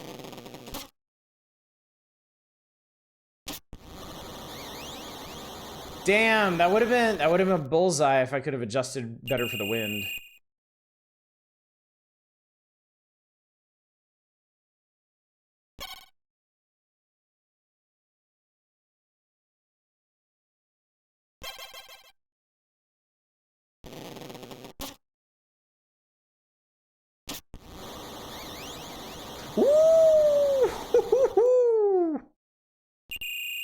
All right, now this one, I don't know. Would have been bullseye if I shot straight. That happens with archery.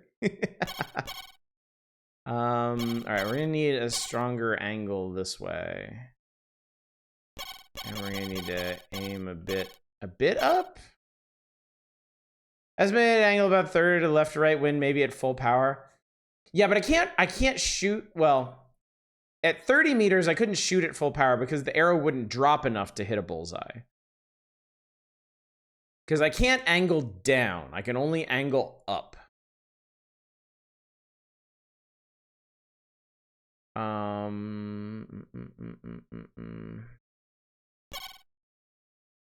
right, let's see what this does.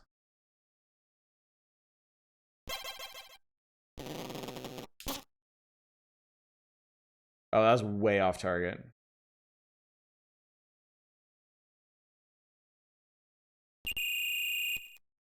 I'm not even gonna adjust it. I'm gonna see what happens.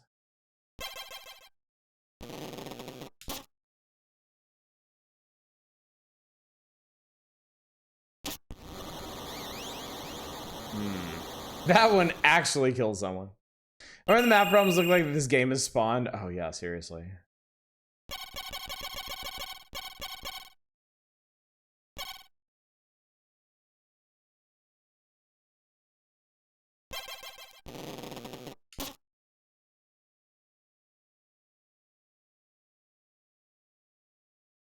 So if the wind's blowing like one to the left, I can't actually adjust for that.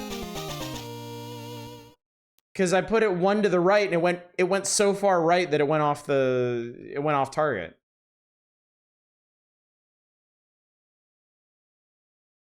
That's weird. Anyway, let's that one's so good. What's something that might not involve mashing? Discus? Nah, it's gonna be mashing.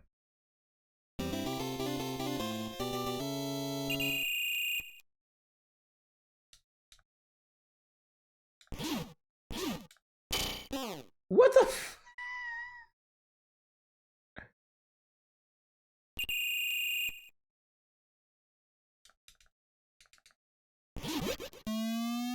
Oh, that's how you do it. Bump, bump, bump, bump, bump. Okay. Nice job, dumbass.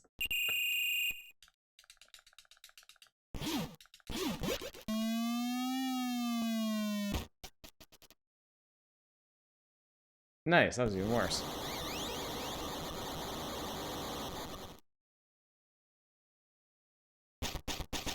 Whee! Yay, that was great. Da-na-na-na. Ba-na-na-na. Alright, one more event. You're close to 74 meters, keep plugging away. Let's try triple jump. I'm sure this will be great.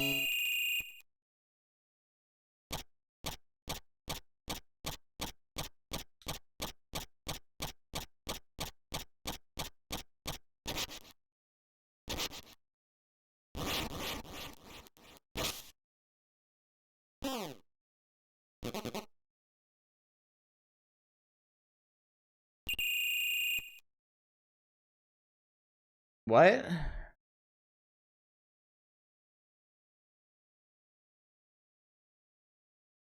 You jumped too late?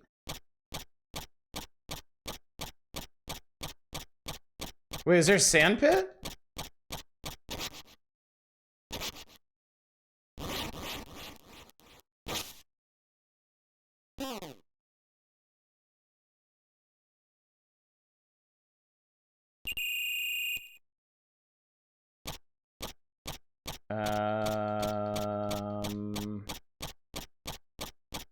What if we just skip that entirely?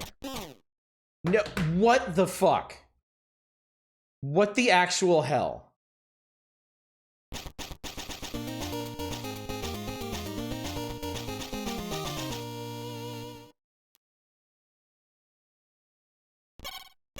Hang on.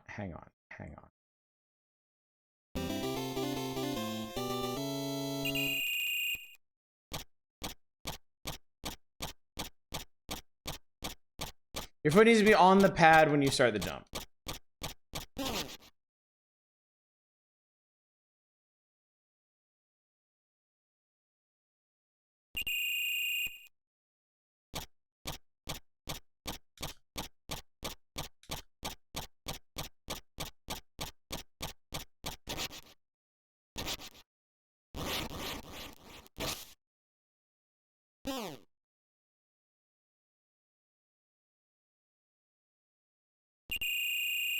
What the fuck?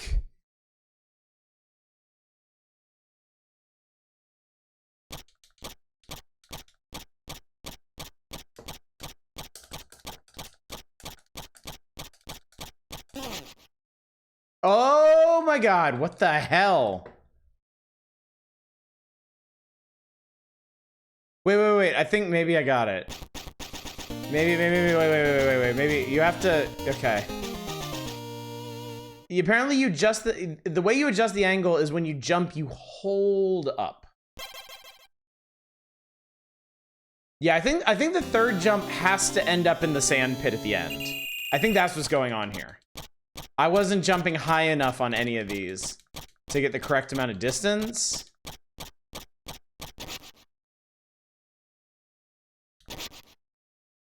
And that was too high. Yeah, okay.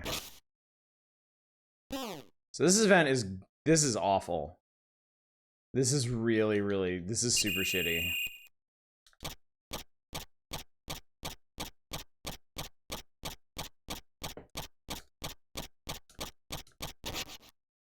I like it.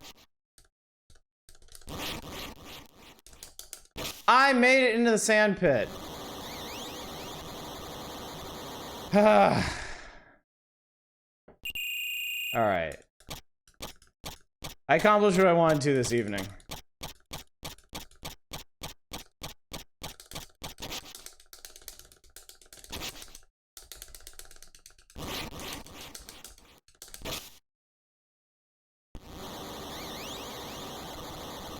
Another hour in the sand pit.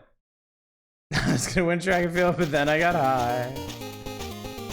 Yay, I put points on the board. That's all I needed. That's all I ever wanted.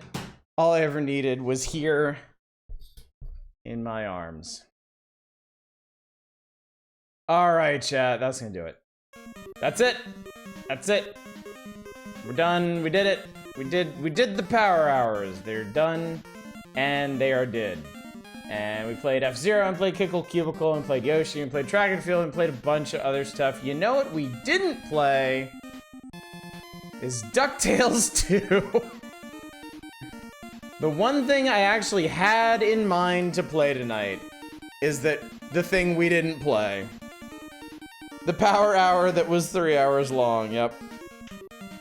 Next time, the non-sand pit. Oh yeah, we're back in the pit, aren't we? Alright, chat, so anyway. That is gonna do it for tonight. Tomorrow night, there is no stream because I typically don't stream on Sundays. But on Monday, we'll be back with Might and Magic 7, of course. And we'll be playing that Monday, Tuesday, and Wednesday. And we'll be right back here to the Power Hours, to this very issue, to this very game, to DuckTales 2 on Thursday. So if you didn't even know there was DuckTales 2, if you want to see DuckTales 2 in action, Thursday is your evening. Friday is going to be our GBA request night. We have 5 requests in the queue, and I will play them.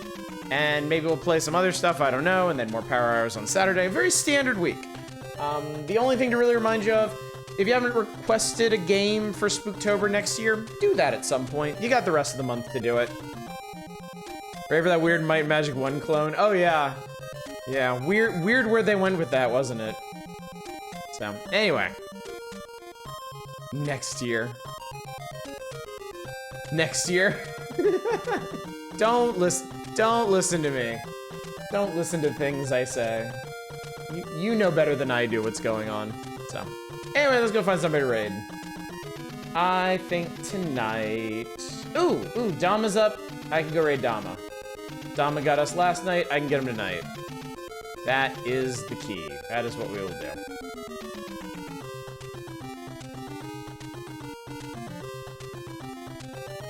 Alright, gang. Well, thank you so much for coming out tonight. Thank you for joining me for yet another glorious evening of requesting me to play just pointless shit over and over and over again so that we never get to the new stuff.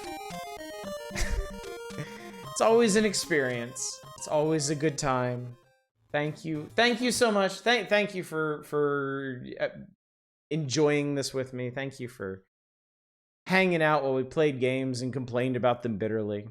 Just like the good old days. Anyway, I'm rambling now. Thanks again for coming out. Hopefully, I will see you on Monday for the continuation thereof of Might and Magic 7. But until then, as always, y'all take care. Bye, everybody.